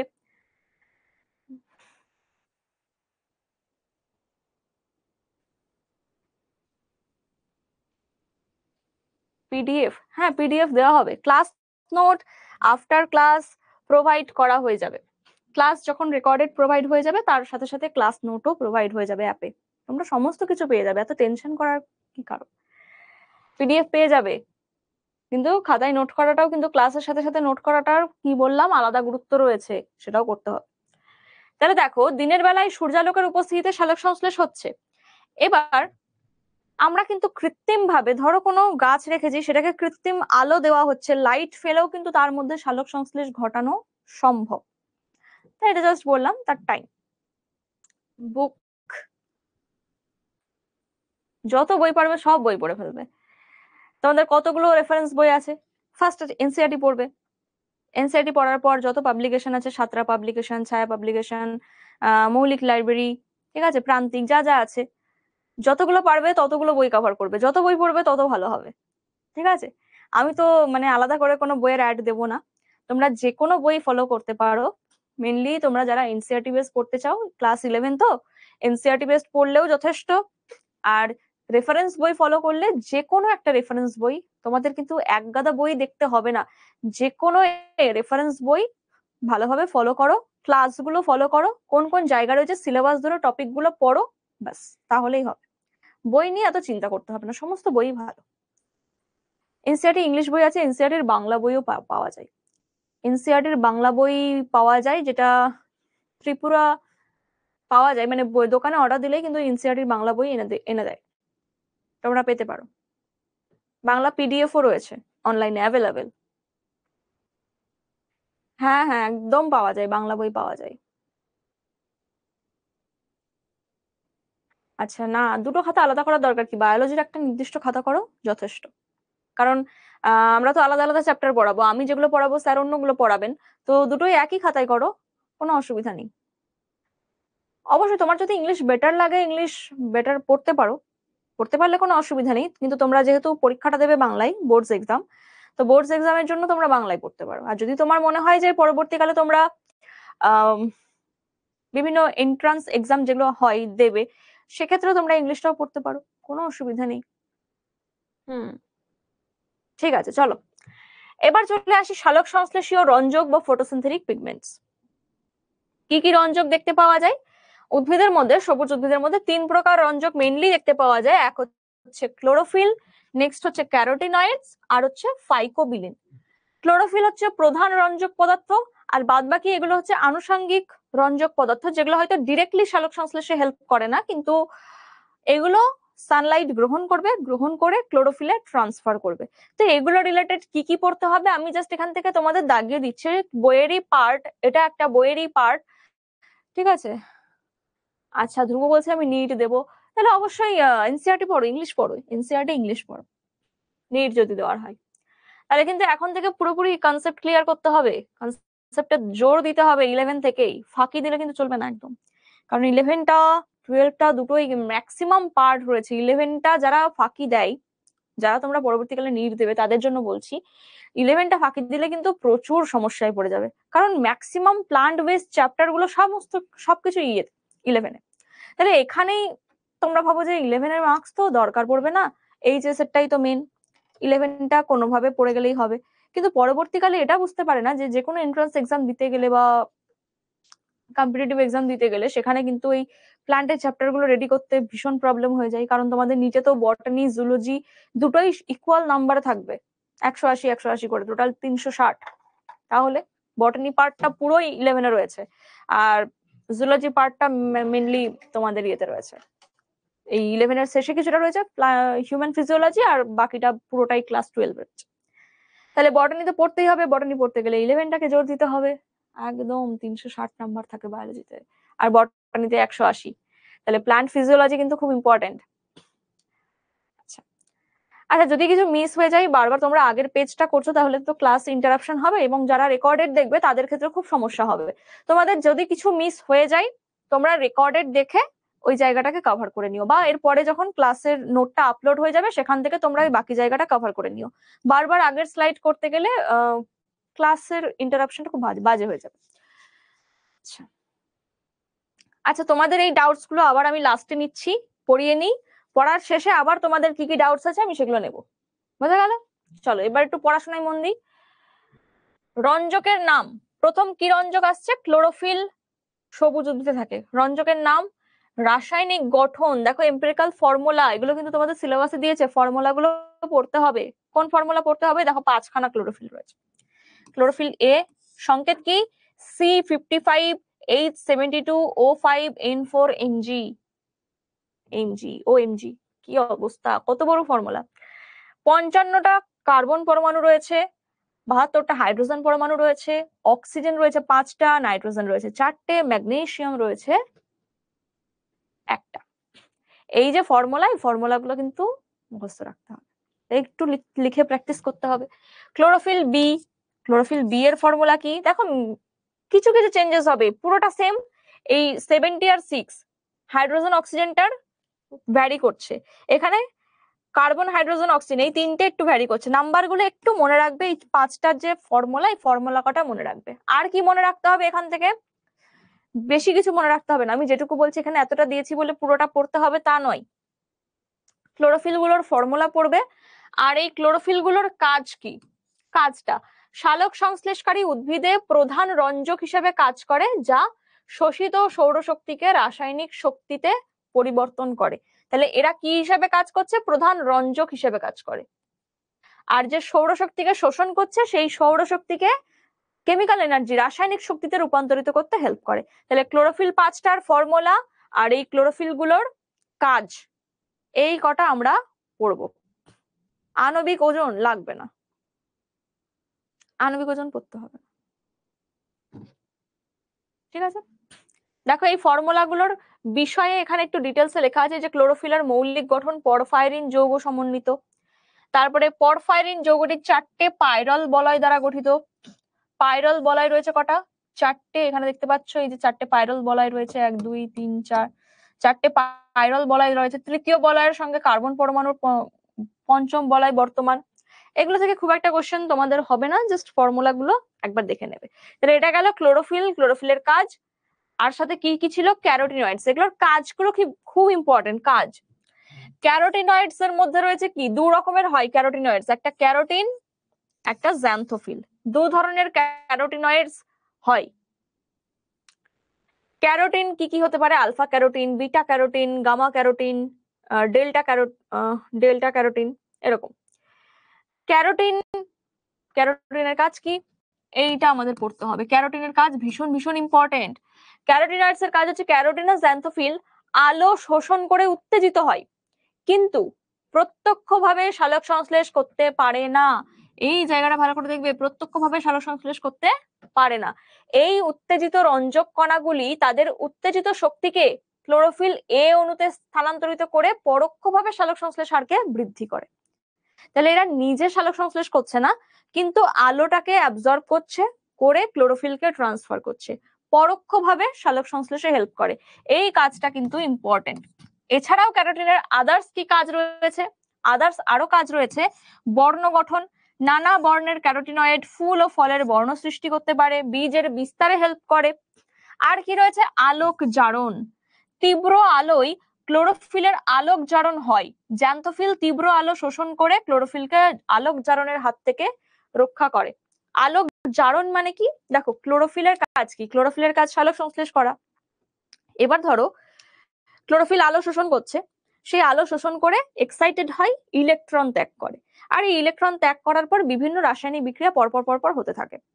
তো যদি এই আলোর তীব্রতা খুব বেশি হয়, তাহলে ক্লোরোফিলটা পুরোপুরি জারিত হয়ে গিয়ে ডিস্ট্রয় হয়ে যাবে, নষ্ট হয়ে যাবে। সে কিন্তু আর বাকি প্রসেস গুলো করতে পারবে না।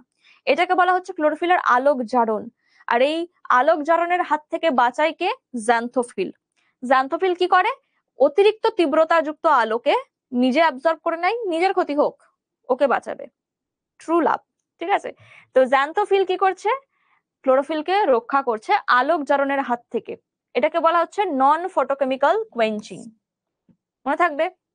তাহলে আমাদের ক্যারোটিনয়েডস কি? ক্যারোটিনয়েডস কয় প্রকার? Carotene, xanthophyll. আর এই জ্যান্থোফিলের এক্সাম্পল পড়বে লিউটিন, ভায়োলোজ্যান্থিন। আর ক্যারোটিন কত রকমের রয়েছে? আলফা, বিটা, গামা, ডেল্টা, এগুলো রয়েছে। তো এদের কাজগুলো পড়বে। আর লাস্ট ওয়ান হচ্ছে ফাইকোবিলিন, আর এক ধরনের রঞ্জক।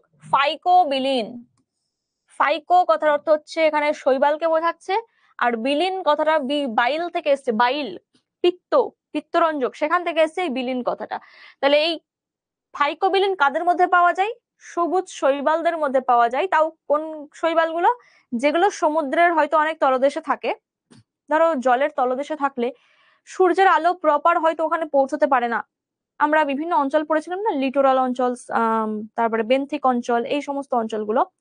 তো সমুদ্রের তলদেশ বলো বা জলাশয়ের তলদেশ বলো, সেই জায়গায় কিন্তু সূর্যের আলো প্রপার পৌঁছতে পারে না। তো সেই জায়গায় মৃদু সূর্যের আলো থাকে। এবার ক্লোরোফিল বেচারা কি করবে? ওই মৃদু সূর্যের আলো তো গ্রহণ করে ওর পক্ষে ফটোসিনথেসিস করা খুব চাপের হয়ে যায়। তখন এই ফাইকোবিলিন রঞ্জক এ বলছে চিন্তার কোনো কারণ নেই, আমি এই কম আলোকেও শোষণ করতে পারি। ফাইকোবিলিন ওই মৃদু আলো শোষণ করে কি করবে? ক্লোরোফিল এ তে ট্রান্সফার করে। এটাই হচ্ছে সাহায্যকারী রঞ্জক বলবো আমরা। দেখো বিভিন্ন শৈবাল গভীর জলে বসবাস করে, যেখানে আলোর তীব্রতা কম হওয়ায় ক্লোরোফিল পর্যাপ্ত আলো শোষণ করে সালোক সংশ্লেষ করতে পারে না।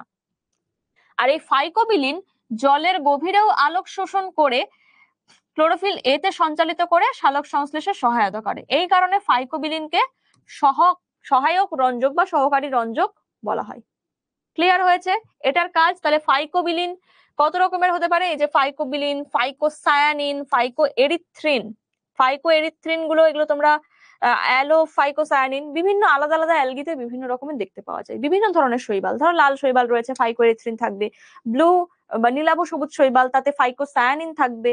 তো এই বিভিন্ন ধরনের রঞ্জক কিন্তু বিভিন্ন ধরনের শৈবালে দেখতে পাওয়া যায়।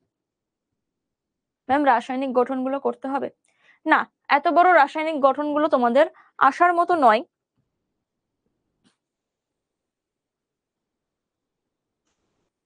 6 PM ছুটি দেবো? ছুটির কি তারা? দেখছি কতটা হয়। আমরা চলে এসেছি কাছাকাছি, খুব বেশি কিছু নেই। হ্যাঁ, এগুলো তোমরা বুক থেকেই পড়তে পারো। এটা পড়তে হবে, এটা প্রশ্ন বলে দেবো, প্রশ্ন লাস্টে সব বলে দেবো। আচ্ছা, এবার পরবর্তীকালে চলে আসি। সালোক সংশ্লেষে শোষিত সৌরশক্তি, এখন দেখতে পাচ্ছ কি সুন্দর লাইট পড়ছে, ফটো রিফ্লেক্ট হচ্ছে। এটা কি বোঝাচ্ছে এই পাতাটা? এই যে কালার গুলো পড়ছে, এই কালার গুলোকে একত্রে কি বলা হয় বলতো? দেখি কে বলতে পারে। যে তোমাদের ক্লাস নিচ্ছে তার নাম কি? যে তোমাদের ক্লাস নিচ্ছে তার নাম কি?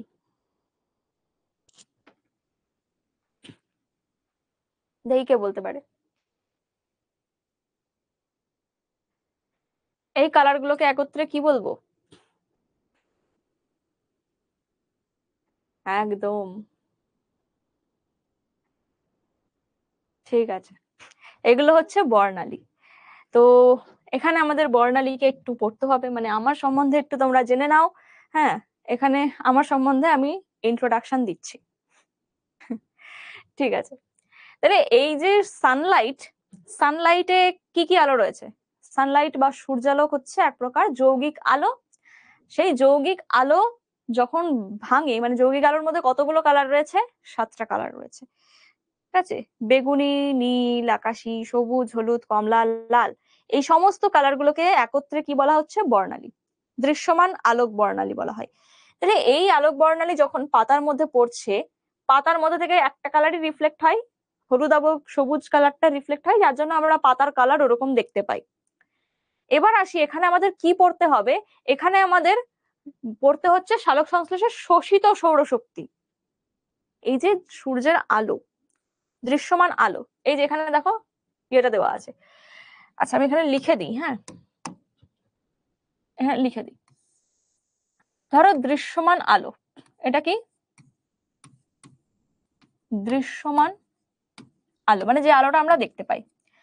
এই দৃশ্যমান আলো কোথা থেকে স্টার্ট হচ্ছে? 300 ন্যানোমিটার থেকে প্রায় এখানে 700 ন্যানোমিটার, তারপরে আরো কিন্তু যাই, তারপরে আরো চলে যাচ্ছে ইনফ্রারেড, মানে প্রায় 2600 ন্যানোমিটার অব্দি আলোক দৈর্ঘ্য থাকে, মানে তরঙ্গ থাকে, আর এরও আরো কম কিন্তু আমরা দেখতে পাই। তাহলে এই যে 300 থেকে 700, এটা হচ্ছে দৃশ্যমান আলোক, দৃশ্যমান আলোক বর্ণালী। এর মধ্যে একদম শুরু হচ্ছে কি দিয়ে?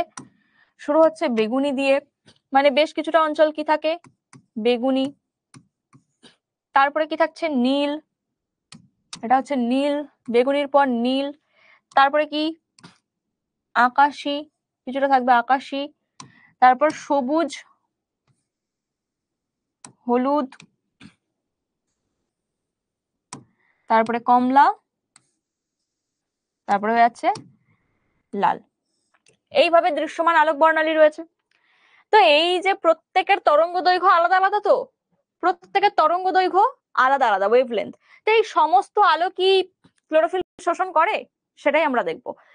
সমস্ত আলো সমানভাবে শোষণ করতে পারে না। এই অনুযায়ী আমরা দুটো টার্ম পড়বো এখানে। একটা হচ্ছে শোষণ বর্ণালী, শোষণ বর্ণালী পড়বো, যেটাকে আমরা বলি অ্যাবজর্পশন স্পেকট্রাম,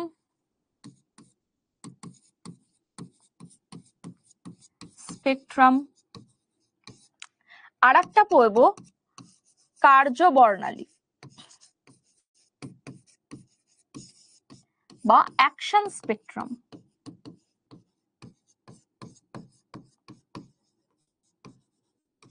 কার্যবর্ণালী বা অ্যাকশন স্পেকট্রাম। শোষণ বর্ণালী কাকে বলছি? দেখো, সালোক সংশ্লেষের সময় উদ্ভিদ এই দৃশ্যমান আলোক বর্ণালীর কোনো কোনো আলোকে বেশি গ্রহণ করে, কোনো কোনো আলোকে কম গ্রহণ করে, কিন্তু গ্রহণ করে। কোথা থেকে কতটা গ্রহণ করে? প্রায় 430 থেকে প্রায় 650 মতন ন্যানোমিটার আলো ভালোভাবে অ্যাবজর্ব করে। কোথাও কোথাও বেশি অ্যাবজর্ব করে, কোথাও কোথাও কম অ্যাবজর্ব করে, কিন্তু অ্যাবজর্ব করে। সালোক সংশ্লেষের হার যদি আমরা দেখি, ধরো সালোক সংশ্লেষের হার যদি দেখি, তাহলে কি দেখা যাবে যে এরকম ভাবে নীল আলোতে বেশ সালোক সংশ্লেষ ভালো হয়, আবার কোনোটাতে হতে হতে আবার লালে ভালো সালোক সংশ্লেষ হচ্ছে। এইরকম গ্রাফ দেখতে পাওয়া যায়, কিন্তু সব জায়গায় কিন্তু হচ্ছে, রেট কম হোক বা বেশি হোক। তো এটা হচ্ছে অ্যাবজর্পশন বা শোষণ বর্ণালী। কার্য বর্ণালী কোনটাকে বলবো? দেখা যায় এই দৃশ্যমান আলোর মধ্যে নীল আলো মানে 430 থেকে 470 ন্যানোমিটারের যে আলো, সেই আলোটা, আর লাল আলো সেটা হয়ে যাচ্ছে প্রায় 600 থেকে 450 ন্যানোমিটার। এই যে আলোটা, এই দুটো আলোতে দেখা যায় সালোক সংশ্লেষের হার সর্বাধিক হয়। এই টাইমটায় সালোক সংশ্লেষের হার সর্বাধিক হচ্ছে, ম্যাক্সিমাম হচ্ছে। তাহলে এই আলোগুলোকে আমরা কি বলবো? কার্যবর্ণালী, অ্যাকশন স্পেকট্রাম। এই টাইমে সালোক সংশ্লেষ সব থেকে ভালোভাবে হয়। তাহলে এই দুটো টার্ম বোঝা গেল। তোমাদের এখান থেকে বিভিন্ন ছবি আসতে পারে। দেখো এখানে এই ছবিটা দেখিয়েছি, গ্রাফটা। এখানে এই যে রেডটা, সালোক সংশ্লেষের এই রেডটা, এটা হচ্ছে ক্লোরোফিল বি, আর পরে এই যে গ্রাফটা দেখানো হয়েছে, এটা হচ্ছে ক্লোরোফিল এ। তো আমাদের তো বিভিন্ন রকমের ক্লোরোফিল রয়েছে। তোমরা এই কালার গুলো জেনে রাখো। কোথায় লিখি? এখানে এই সাইডে লিখে দিচ্ছি যে বিভিন্ন ক্লোরোফিলের কালার গুলো কি হয়। ক্লোরোফিল এর কালার, এই কালার গুলো জেনে রাখা দরকার, এখান থেকে কোশ্চেন আসতে পারে। ক্লোরোফিল এর কালার হয় উজ্জ্বল সবুজ বা নীলাভ সবুজ, আমরা বলতে পারি নীলাভ সবুজ বলতে পারি। ক্লোরোফিল বি এর কালার কি? ক্লোরোফিল বি এর কালার হচ্ছে হলুদাভ সবুজ, হলুদাভ সবুজ। আর দুটো রঞ্জক যেটা রয়েছে, জ্যান্থোফিল আর ক্যারোটিন।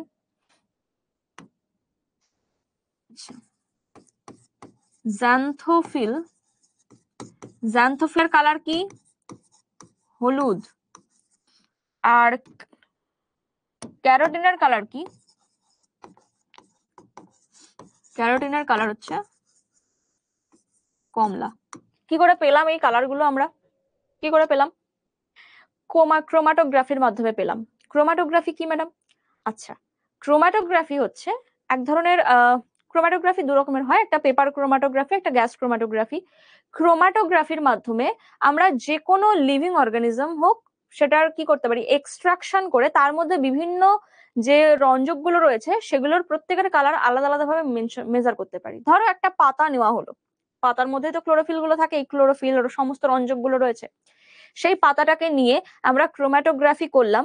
ক্রোমাটোগ্রাফি করার পর পেপারে প্রত্যেকটা রঞ্জকের আলাদা আলাদা কালার ফুটে উঠবে। যেখানে ক্লোরোফিল এ এর কালার হচ্ছে উজ্জ্বল সবুজ বা নীলাভ সবুজ হয়, বি এর কালারটা হলুদাভ সবুজ হয়, জ্যান্থোফিলের কালার হলুদ হয়, ক্যারোটিনের কালার কমলা হয়। এই কালার গুলো আমরা কিন্তু পেপার ক্রোমাটোগ্রাফির মাধ্যমে পেয়েছি। হয়তো তোমাদের কাছে এটা পুরোপুরি ক্লিয়ার হবে না পেপার ক্রোমাটোগ্রাফি কি, তোমাদের তো সিলেবাসেও নেই। তোমরা যদি খুব ইন্টারেস্টিং মনে হয়, তোমরা ইউটিউবে সার্চ করে দেখতে পারো যে পেপার ক্রোমাটোগ্রাফি বা গ্যাস ক্রোমাটোগ্রাফি, ক্রোমাটোগ্রাফির মাধ্যমে কিভাবে কালার ডিফারেন্ট করা হয়। এগুলো তোমরা যদি তোমাদের ইন্টারেস্টিং লাগে তাহলে দেখে নিতে পারো। আদারওয়াইজ এটুকু জেনে রাখো যে পেপার ক্রোমাটোগ্রাফির মাধ্যমে জানা গেছে যে এই বিভিন্ন রঞ্জকগুলোর কালার এই। তাহলে এখানে বোঝা গেল সালোক সংশ্লেষে শোষিত সৌরশক্তিতে আমরা কি কি পড়লাম? শোষণ বর্ণালী পড়লাম, কার্য বর্ণালী পড়লাম, এবং কোনটার কত ন্যানোমিটার কোন আলোতে ভালো হয় সেটা দেখলাম। এরপরে যেটা দেখবো, আচ্ছা এইটা পরে বলছি কোয়ান্টাম রিকোয়ারমেন্টটা, তার আগে আরেকটা টার্ম বলে দিই, এখানে এই টার্মটা বলে দিই। অ্যান্টেনা ক্লোরোফিল, কোর ক্লোরোফিল আর সালোক সংশ্লেষের বিক্রিয়া কেন্দ্র। কোয়ান্টাজমটা এটাও আগের রিলেটেড, এটা বলছি। আচ্ছা কোয়ান্টাজম বলে দেয়াই যায়। আচ্ছা এই টার্মটা আগে বলে দিই। কোয়ান্টাজম কি? দেখো এই যে বললাম না যে থাইলাকয়েডের মেমব্রেন, তাহলে এই ধরো থাইলাকয়েডের মেমব্রেন, এখানে রয়েছে কি ফটো সিস্টেম, তাই তো? এখানে কি রয়েছে?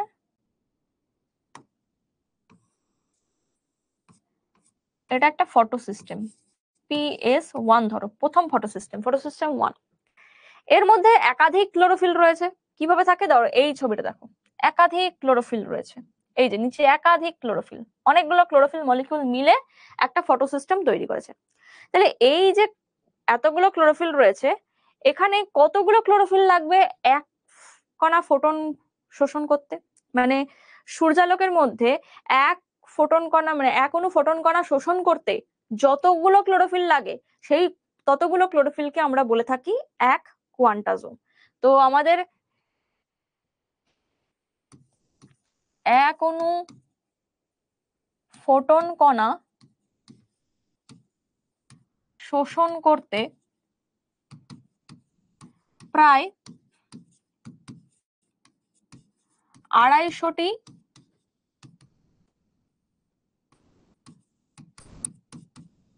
ক্লোরোফিল অণু প্রয়োজন। তাহলে এই 250টা ক্লোরোফিল অণুকে আমরা কি বলবো? এক কোয়ান্টাজম। এই 250টা এইটুকুই দিলাম, 250টা ক্লোরোফিল অণুকে আমরা কি বলবো? এক কোয়ান্টাজম। বোঝা গেল? এরপর আসছি অ্যান্টেনা ক্লোরোফিল, কোর ক্লোরোফিল, সালোক সংশ্লেষের বিক্রিয়া কেন্দ্র কি? অ্যান্টেনা কারা? অ্যান্টেনা কোথায় লাগাতো? বাড়ির ছাদে, হ্যাঁ আগে লাগাতো, এখন তো অ্যান্টেনার প্রয়োজন হয় না। অ্যান্টেনা মানে যেগুলো আপার সারফেসে থাকবে, যেগুলো বাইরের পরিবেশ থেকে উদ্দীপনা রিসিভ করবে। তাহলে এই যে ক্লোরোফিল বাইরের গুলো রয়েছে, এই যে বাইরের দিকে যে ক্লোরোফিল গুলো রয়েছে, এগুলো সব কি অ্যান্টেনা ক্লোরোফিল। অ্যান্টেনা বাইরের দিকে যেগুলো রয়েছে, এরা কি করছে? সরাসরি সানলাইট অ্যাবজর্ব করছে, সূর্যালোক গ্রহণ করছে অ্যান্টেনা ক্লোরোফিল।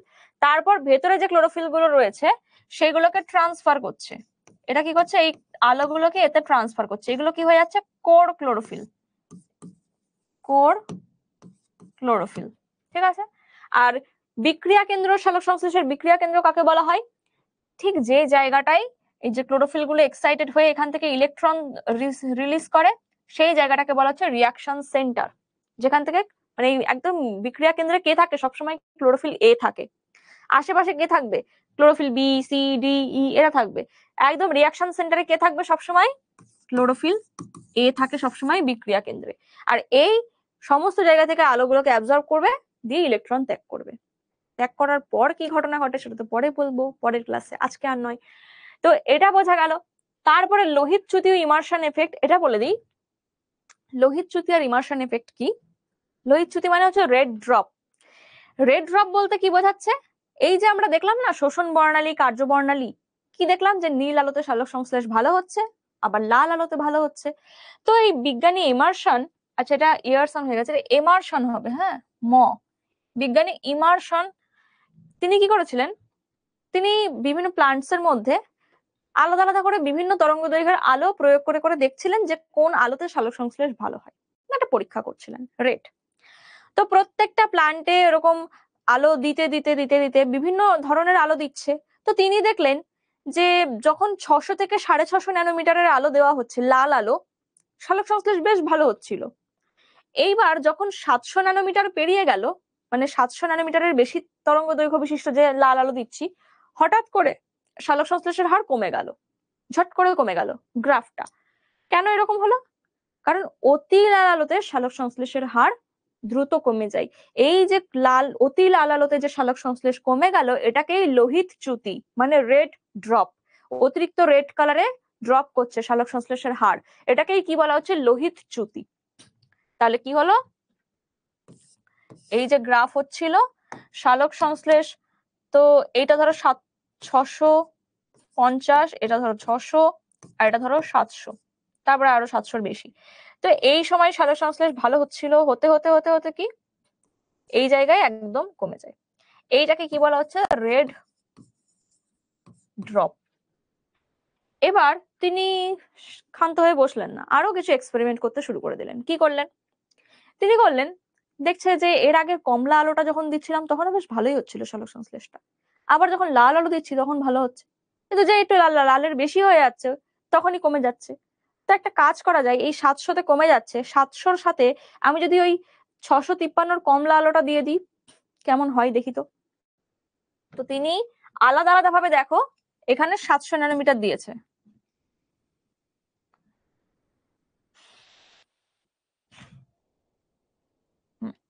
এখানে কি দিয়েছে? 700 ন্যানোমিটারের আলোটা দিয়েছে। 700 দিয়ে কি দেখা গেল? অতি লাল আলো, সালোক সংশ্লেষের হার গেছে এই, গ্রাফটা এই গেছে। তারপরে কমলা আলো দেওয়া হয়েছে, 653-র কমলা আলো দেওয়া হয়েছে, তখনও গ্রাফটা মোটামুটি যাচ্ছে। এইবার তিনি কি করলেন, এই দুটো আলোকে একসাথে দিলেন, মানে 653 প্লাস 700, এটাকে একসাথে যখন এই দুটো আলোকে দেওয়া হলো গাছের মধ্যে, তখন দেখা যাচ্ছে তার সালোক সংশ্লেষের হার সর্বাধিক হচ্ছে, মানে আর কোনো আলোতে এত বেশি হার বাড়েনি কখনো। তাহলে এইটাকে কি বলা হচ্ছে? Immersion enhancement effect. তিনি এনহ্যান্স করলেন, কিসের এনহ্যান্স করলেন? সালোক সংশ্লেষের হার বাড়িয়ে দিলেন কৃত্রিম ভাবে দুটো আলাদা লাইট প্রোভাইড করে। তাহলে এটাকেই বলা হচ্ছে ইমার্শন এনহ্যান্সমেন্ট এফেক্ট। এটাও 2 নম্বরের একটা কোশ্চেন হিসেবে ভীষণ ইম্পর্টেন্ট একটা কোশ্চেন। বোঝা গেছে ইমার্শন এফেক্ট? আচ্ছা, এবার এর আগের এটা বলি, কোয়ান্টাম রিকোয়ারমেন্ট আর কোয়ান্টাম ইল্ড কি। কোয়ান্টাম রিকোয়ারমেন্ট আর কোয়ান্টাম ইল্ড দুটো টার্ম, ছোট ছোট টার্ম, আমি বলে দিই। কোয়ান্টাম রিকোয়ারমেন্ট হচ্ছে, ধরো এক অণু অক্সিজেন নির্গত করতে, নির্গত করতে কেন? কারণ সালোক সংশ্লেষ প্রক্রিয়ায় অক্সিজেন তৈরি হচ্ছে। তাহলে এক অণু অক্সিজেন নির্গত করতে, এখানে লিখে দিই, অক্সিজেন নির্গত করতে হলে যত সংখ্যক ফোটন কণা প্রয়োজন,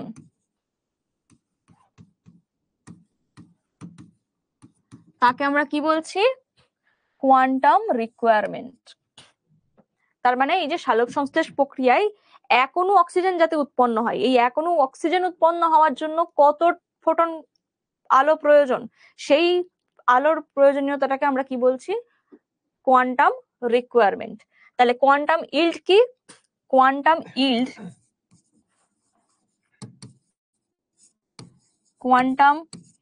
ইল্ড একটা টার্ম যেটাকে ফাই দ্বারা ডিনোট করা হয়। এই কোয়ান্টাম ইল্ডের মাধ্যমে আমরা কি তৈরি করি, মানে কি বার করব? যে উৎপন্ন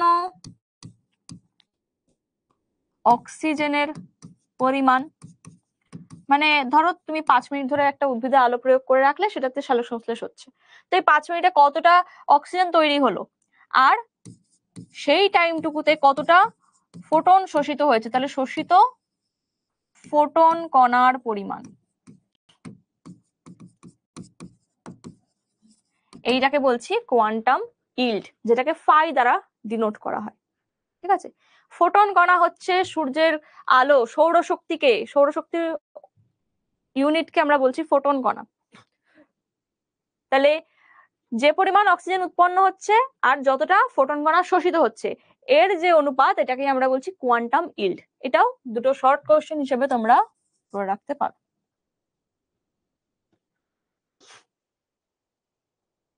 আমরা একদম লাস্টে চলে এসেছি। লাস্ট টপিক কি? সালোক সংশ্লেষের রঞ্জক তন্ত্র। আবার বলবো? আচ্ছা, মন দিয়ে শুনে নাও। প্রথমে কি বললাম? কোয়ান্টাম রিকোয়ারমেন্ট মানে কতটা প্রয়োজনীয়, কি প্রয়োজনীয়? আলো প্রয়োজনীয়। যে আমরা প্রথমে দেখেছিলাম না সালোক সংশ্লেষের যে, আচ্ছা এখানেই দেখায় আরেকবার, 6 অণু কার্বন ডাই অক্সাইড প্লাস 12 অণু জল,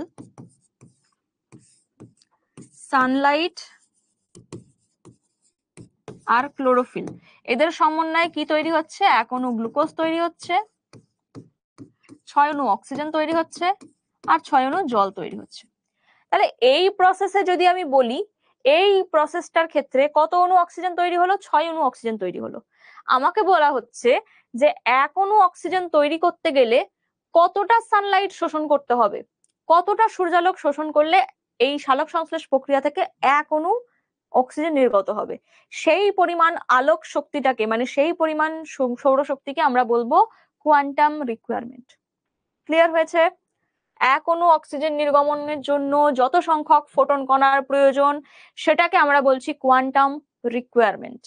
আর কোয়ান্টাম ইল্ড মানে হচ্ছে যে কিছুক্ষণ ধরে ধরো সালোক সংশ্লেষ চলেছে, সেখানে কতটা অক্সিজেন তৈরি হলো, সেই কতটা অক্সিজেন তৈরি হলো টোটাল উৎপন্ন অক্সিজেনের পরিমাণ বাই শোষিত মানে ওই টাইম ধরে কতটা আলো শোষণ হয়েছে সেই শোষিত আলোর পরিমাণ, এই দুটোর ক্যালকুলেশন করলে যা নির্গত হবে সেটা হচ্ছে কোয়ান্টাম ইল্ড বলা হয়, যেটাকে ফাই দ্বারা ডিনোট করা হয়। বোঝা গেছে? এই কোয়ান্টাম ইল্ডের মাধ্যমে আমরা কি বার করতে পারি যে কতটা সৌরশক্তি দিলে বা কতটা লাইট দিলে আমরা ওই উদ্ভিদ থেকে এতটা অক্সিজেন তৈরি করতে পারবো। এটা নিশ্চয়ই ভূমিকা রয়েছে, তাই জন্য এই ফর্মুলাটা তৈরি করা হয়েছে। এখানে তোমাদের জাস্ট এইটুকুই পড়তে হবে, কাকে বলে এটুকু। আচ্ছা, এবার দেখে নাও সালোক সংশ্লেষের রঞ্জক তন্ত্র। কি বলেছি? সালোক সংশ্লেষের রঞ্জক তন্ত্র কোথায় থাকে? থাইলাকয়েডের মেমব্রেনে।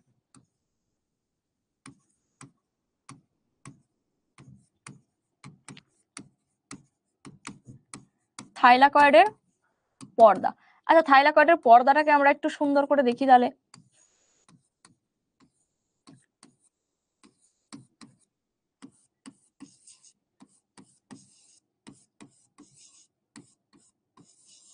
ঠিক আছে, এখানে একটা ফটো সিস্টেম রয়েছে, এখানে ধরো একটা, এটা হচ্ছে ফটো সিস্টেম 2। আবার কি রয়েছে? বেশ কিছুটা লিপিড স্তর রয়েছে।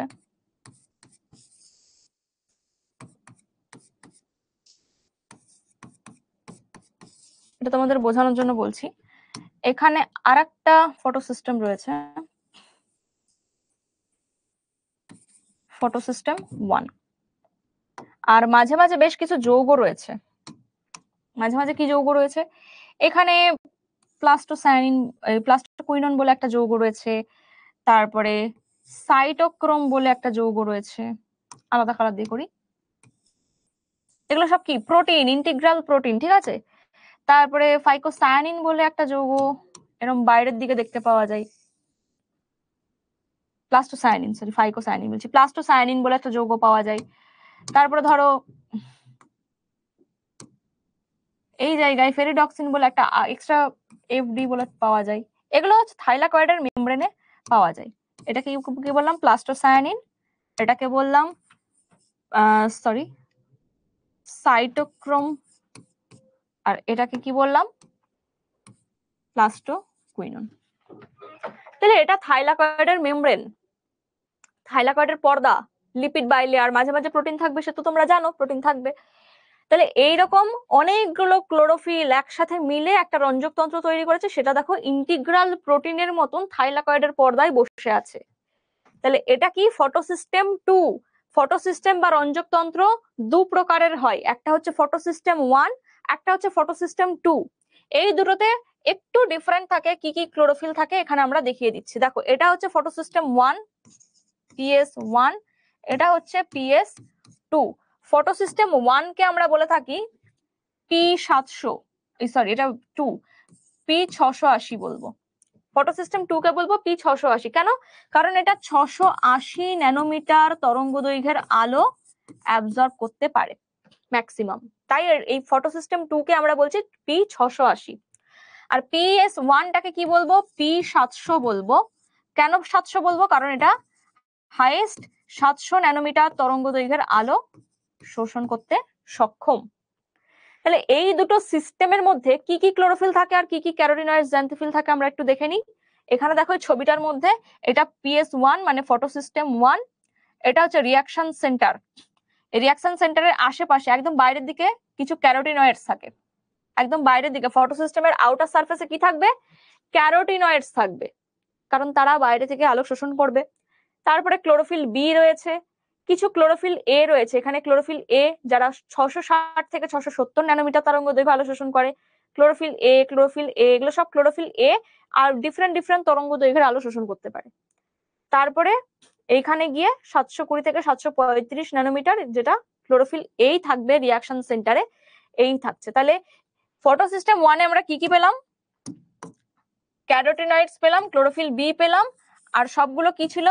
ক্লোরোফিল এ ছিল। এই তিনটে জিনিস আমরা পেয়েছি। আর এখানে কি দেখছি? ফটোসিস্টেম 2 তে ক্যারোটিনয়েডস রয়েছে, একটা ক্লোরোফিল বি রয়েছে, ক্লোরোফিল এ এখানে রয়েছে কিন্তু অল্প, 1 2 3 4টে ক্লোরোফিল এ রয়েছে, 4টে ক্লোরোফিল এ রয়েছে, এবং প্রত্যেকের আলো শোষণ করার তরঙ্গ দৈর্ঘ্য প্রত্যেকের আলাদা, প্রত্যেকের তরঙ্গ দৈর্ঘ্য কিন্তু আলাদা আলাদা।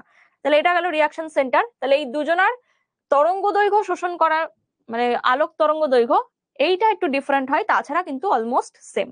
বোঝা গেল এই দু ধরনের ফটোসিস্টেম থাইলাকয়েডের পর্দায় দেখতে পাওয়া যায়। আজকে আমরা এই পর্যন্তই পড়লাম। নেক্সট দিন যেটা পড়বো, নেক্সট দিন এই ফটোসিস্টেম সম্পর্কে পড়েছি, ইভেন সালোক সংশ্লেষের রিলেটেড যা যা দরকার সমস্তটা আজকে পড়া হয়ে গেছে। নেক্সট দিন থেকে আমরা স্টার্ট করব যে কিভাবে আলোক দশা স্টার্ট হচ্ছে, আলোক দশা, অন্ধকার দশা কিভাবে হচ্ছে, এই সমস্ত কিছু আমরা ডিটেলে দেখব। বোঝা গেছে? তো এই ছিল আজকের ক্লাস, এই পর্যন্ত আজকের ক্লাস গেল। এই ক্লাস রিলেটেড কার কি ডাউটস আছে আমি ডাউটস গুলো একটু নেব, যদি কারোর কোনো ডাউটস থাকে অবশ্যই নেব। আর কিছু ইম্পর্টেন্ট কোশ্চেন বলে দিই। আচ্ছা, ইম্পর্টেন্ট কোশ্চেন লিখে দিচ্ছি, লিখে নাও এগুলো, তারপর তোমাদের ডাউটস গুলো নেব।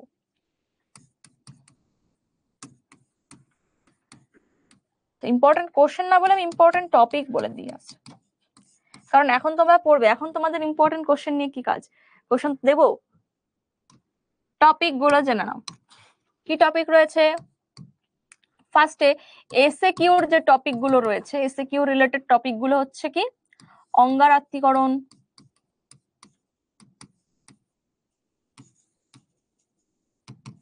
অঙ্গারাত্মীকরণ, কোয়ান্টাম ইল্ড, সালোক সংশ্লেষকে উপচিতি বিপাক বলে কেন,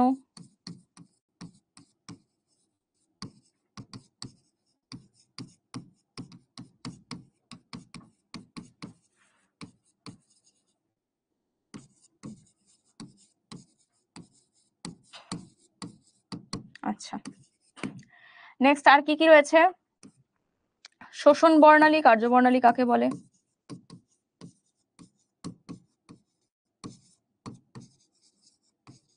কার্যবর্ণালী। আচ্ছা, ইমার্শন এফেক্ট খুব গুরুত্বপূর্ণ, ইমার্শন এফেক্ট খুব গুরুত্বপূর্ণ। আর কি পড়লাম আমরা? ফটো সিস্টেম পড়েছি, ফটো সিস্টেম দরকার নেই, পরের দিনের জন্য দরকার। আচ্ছা ঠিক আছে, এগুলো ছিল মোটামুটি এসএকিউ রিলেটেড। আর একটা জিনিস বলে দিই, ওই যে সালোক সংশ্লেষের স্থান,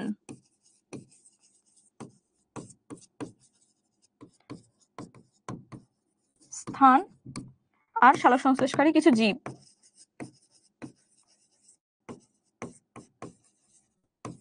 সালোক সংশ্লেষকারী জীব, এইখান থেকে সব তোমরা এসএকিউ ধরনের কোশ্চেন তোমরা পাবে। কি প্রশ্ন পড়বে পরীক্ষায় বলেন? আমি এক কাজ করি, যাই গিয়ে বোর্ডের সাথে কন্ট্যাক্ট করি, কন্ট্যাক্ট করে দেখি ওরা কি কোশ্চেন করবে তোমাদের 4th সেমিস্টারে। অবশ্য তোমাদের বোর্ড তো করবে না, তাহলে তোমরা কোন কোন স্কুলে পড়ো সেটা বলো, প্রত্যেকটা স্কুলে গিয়ে আমি সেই টিচারের সাথে কন্ট্যাক্ট করি এবং তারা কি কোশ্চেন করবে আমি জেনে আসি, জেনে এসে তোমাদের বলে দিই, বেটার হবে। ইম্পর্টেন্ট কোশ্চেন তো বলে দিচ্ছি,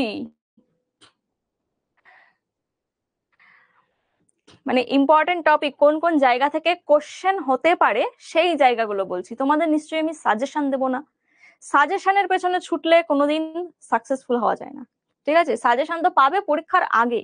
এখন কি, এখন তোমরা কনসেপ্ট বিল্ড করছো, এখন কোনো টপিক বাদ দেওয়া যাবে না, আমরা যা পড়ছি সমস্তটাই পড়তে হবে, তার মধ্যেও কোনগুলো গুরুত্বপূর্ণ ভাবে পড়তে হবে সেগুলো আমি বলে দিচ্ছি তোমাদের, ঠিক আছে? ঠিক আছে, হ্যাঁ হ্যাঁ, ডকুমেন্টস গুলো তোমরা পাঠিয়ে দাও, দেখছি আমি সমস্ত স্কুল ভিজিট করছি, এটাই বাকি আছে আমার। আচ্ছা, ব্রড কোশ্চেন এইখান থেকে আপাতত যা হয়েছে আজকের যে টপিক, সেখান থেকে ব্রড কোশ্চেন আসার মতন চান্স খুব একটা নেই, কারণ সালোক সংশ্লেষ থেকে ব্রড কোশ্চেন তো আসবেই। সেগুলো ওই আলোক দশা, অন্ধকার দশা, এরপরে বিভিন্ন সাইকেল রয়েছে, C2 cycle, C4 cycle, camp cycle, ওই সমস্ত জায়গা থেকে আসার মতন। তাহলে আজকে আমরা যেটুকু বেস কনসেপ্ট ক্লিয়ার করলাম, সেখান থেকে এই এসএকিউ ম্যাক্সিমাম আসার চান্সেস কিন্তু রয়েছে। ব্রড কোশ্চেন আসার চান্সেস নেই। ব্রড কোশ্চেন এর পরের দিনে যে টপিক গুলো হবে সেই জায়গা থেকে আমরা কমপ্লিট করব। তো কার কি ডাউটস আছে একটু দেখে নি। হাত তুলছে অনেকে দেখি। আচ্ছা, ধ্রুব দেখি কি বলছে। ধ্রুব বলো। ধ্রুব। হ্যাঁ ম্যাম, যেটা জানার ছিল, এই কোয়ান্টাম ইন্ড, এইটা যদি একবার হচ্ছে টিকা লেখো যদি আসে 2 নম্বরে। না না না, ফিকা ফিকা আসবে না। এখান থেকে জাস্ট কাকে বলে তোমাদের কোয়ান্টাম ইল্ড সেটা বলতে পারে। তো কোয়ান্টাম ইল্ড কাকে বলে বললে ওইটুকুই বলবে যেটুকু আমি বলে দিলাম। তারপর কিন্তু নিচে এই ফর্মুলাটা দিয়ে দিতে হবে, ঠিক আছে? ও- ওটা বাই ওটা ওটা কিভাবে বলবো আর একবার বলে দেবেন? আর যে একটা জিনিস জানো। অক্সিজেন, হ্যাঁ, যে সালোক সংশ্লেষ প্রক্রিয়ায় উৎপন্ন অক্সিজেন যেটা তৈরি হচ্ছে, আর ওই উৎপন্ন অক্সিজেনের জন্য কত সংখ্যক ফোটন কণা শোষিত হচ্ছে, সেইটার অনুপাতকেই আমরা কি বলছি, কোয়ান্টাম ইল্ড। তো ওপরে তারপরে ফর্মুলাটা লিখে দেবে যে quantum yield phi is equal to তোমাদের উৎপন্ন অক্সিজেনের পরিমাণ বাই শোষিত সৌরশক্তির পরিমাণ। এটা লিখে দিলেই হবে। আর ফাইকোবিলিনের বইয়েতে দেখতে পাচ্ছি যে বৈশিষ্ট্য আছে, পর্ষদের অনুমোদিত বইয়েতে। এটা কি বৈশিষ্ট্যটা কি করতে হবে? হ্যাঁ, বৈশিষ্ট্য দেখে 4টে। রাখতে পারো। বৈশিষ্ট্য মানে ওই মেনলি কাজগুলোই।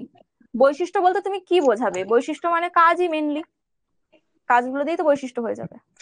সংকেত, তারপর ফাই ফাইকোবিলিনের যেই ভাগ, মানে ভাগগুলো বলে দিলেন, লাল বর্ণের, নীল রঙের, হুম ওইগুলো দিয়েই আছে। হুম, ওখানে ফাইকোএরিথ্রিন, ফাইকোসায়ানিন এগুলো রয়েছে। বিভিন্ন আলাদা হুম, আলাদা শৈবালে ওগুলো দেখতে পাওয়া যায়। ঠিক আছে ম্যাম। হুম, ঠিক আছে।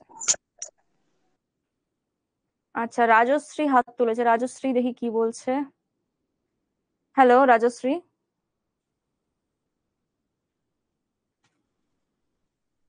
শোনা যাচ্ছে না। হ্যালো।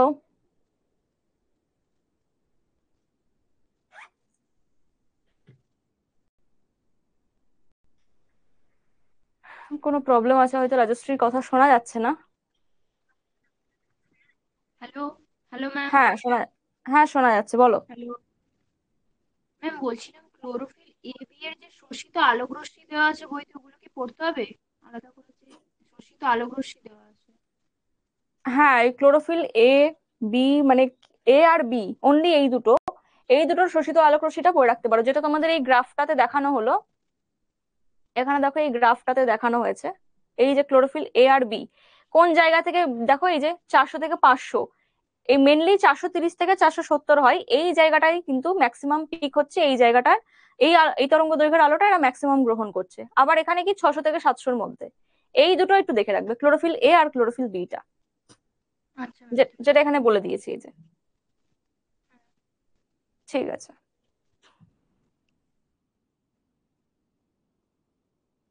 আচ্ছা, যাবো বন্ধু। হ্যাঁ বলো।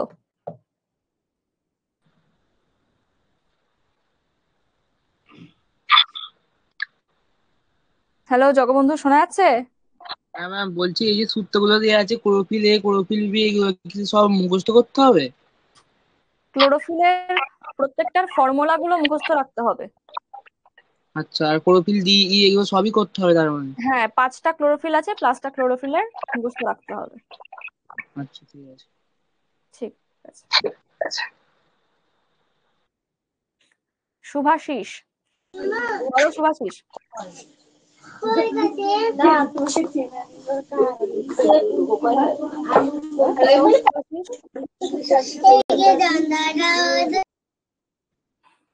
নিজেই কেটে দিয়েছে। যাই হোক। আচ্ছা, নাজমুল দেখি কি বলছে, বলো।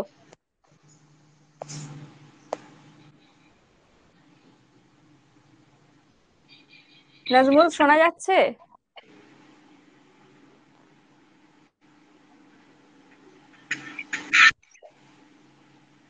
হ্যালো।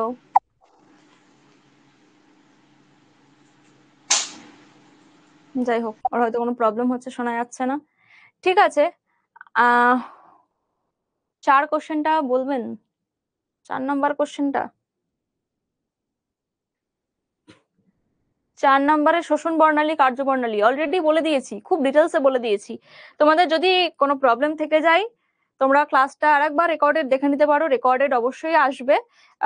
তারপরে তোমরা ক্লাস নোটটাও পেয়ে যাবে। তো ক্লাস রেকর্ডিংটা দেখো, পড়াটা প্রিপেয়ার করো। নেক্সট আবার ক্লাসে যদি তোমাদের কোনো ডাউটস থাকে, প্রথম যে আমি কথা বলবো তখন তোমরা সেই জায়গাটা ক্লিয়ার করে নেবে। তো প্রতিদিন ক্লাসের শুরুতে এবং শেষে তোমাদের সাথে কমিউনিকেশন হবে। পড়ার মাঝে ডিস্টার্ব ফিল করা হবে বলে আমি পড়ার মাঝে কোনো ডাউটস নেব না। তো প্রথমে এবং শেষে কিন্তু তোমাদের সাথে কমিউনিকেট করা হবে। তো যদি কোনো প্রবলেম থেকে যায় সেটা নেক্সট দিন তোমরা ক্লিয়ার করে নেবে, ঠিক আছে? তো এই পর্যন্তই, আজকে আর বেশি কথা বলবো না। চলো, আজকের জন্য ছুটি তোমাদের। পরে আবার পরের সোমবারে তোমাদের সাথে দেখা হচ্ছে। আর তার মাঝে কিন্তু তোমাদের মঙ্গলবারে, কালকেই বোধহয় সৌম্যপ্রভ স্যারের ক্লাস আছে বায়োলজির। সেখানে হয়তো অন্য চ্যাপ্টার স্টার্ট হবে, হিউম্যান ফিজিওলজি। খুব এক্সাইটমেন্ট নিয়ে ক্লাস শুরু করবে। তো দুটো চ্যাপ্টার করে একসাথে চলবে, খুব ভালোভাবে প্রিপারেশন নাও। কালকের ক্লাসও কিন্তু প্রত্যেকে অ্যাটেম্প্ট করবে ভালোভাবে। আর কোনো ডাউটস থাকলে স্যারের সাথে অবশ্যই ক্লিয়ার করে নেবে। তো চলো, থ্যাংক ইউ প্রত্যেককে, আবার দেখা হচ্ছে পরের ক্লাসে।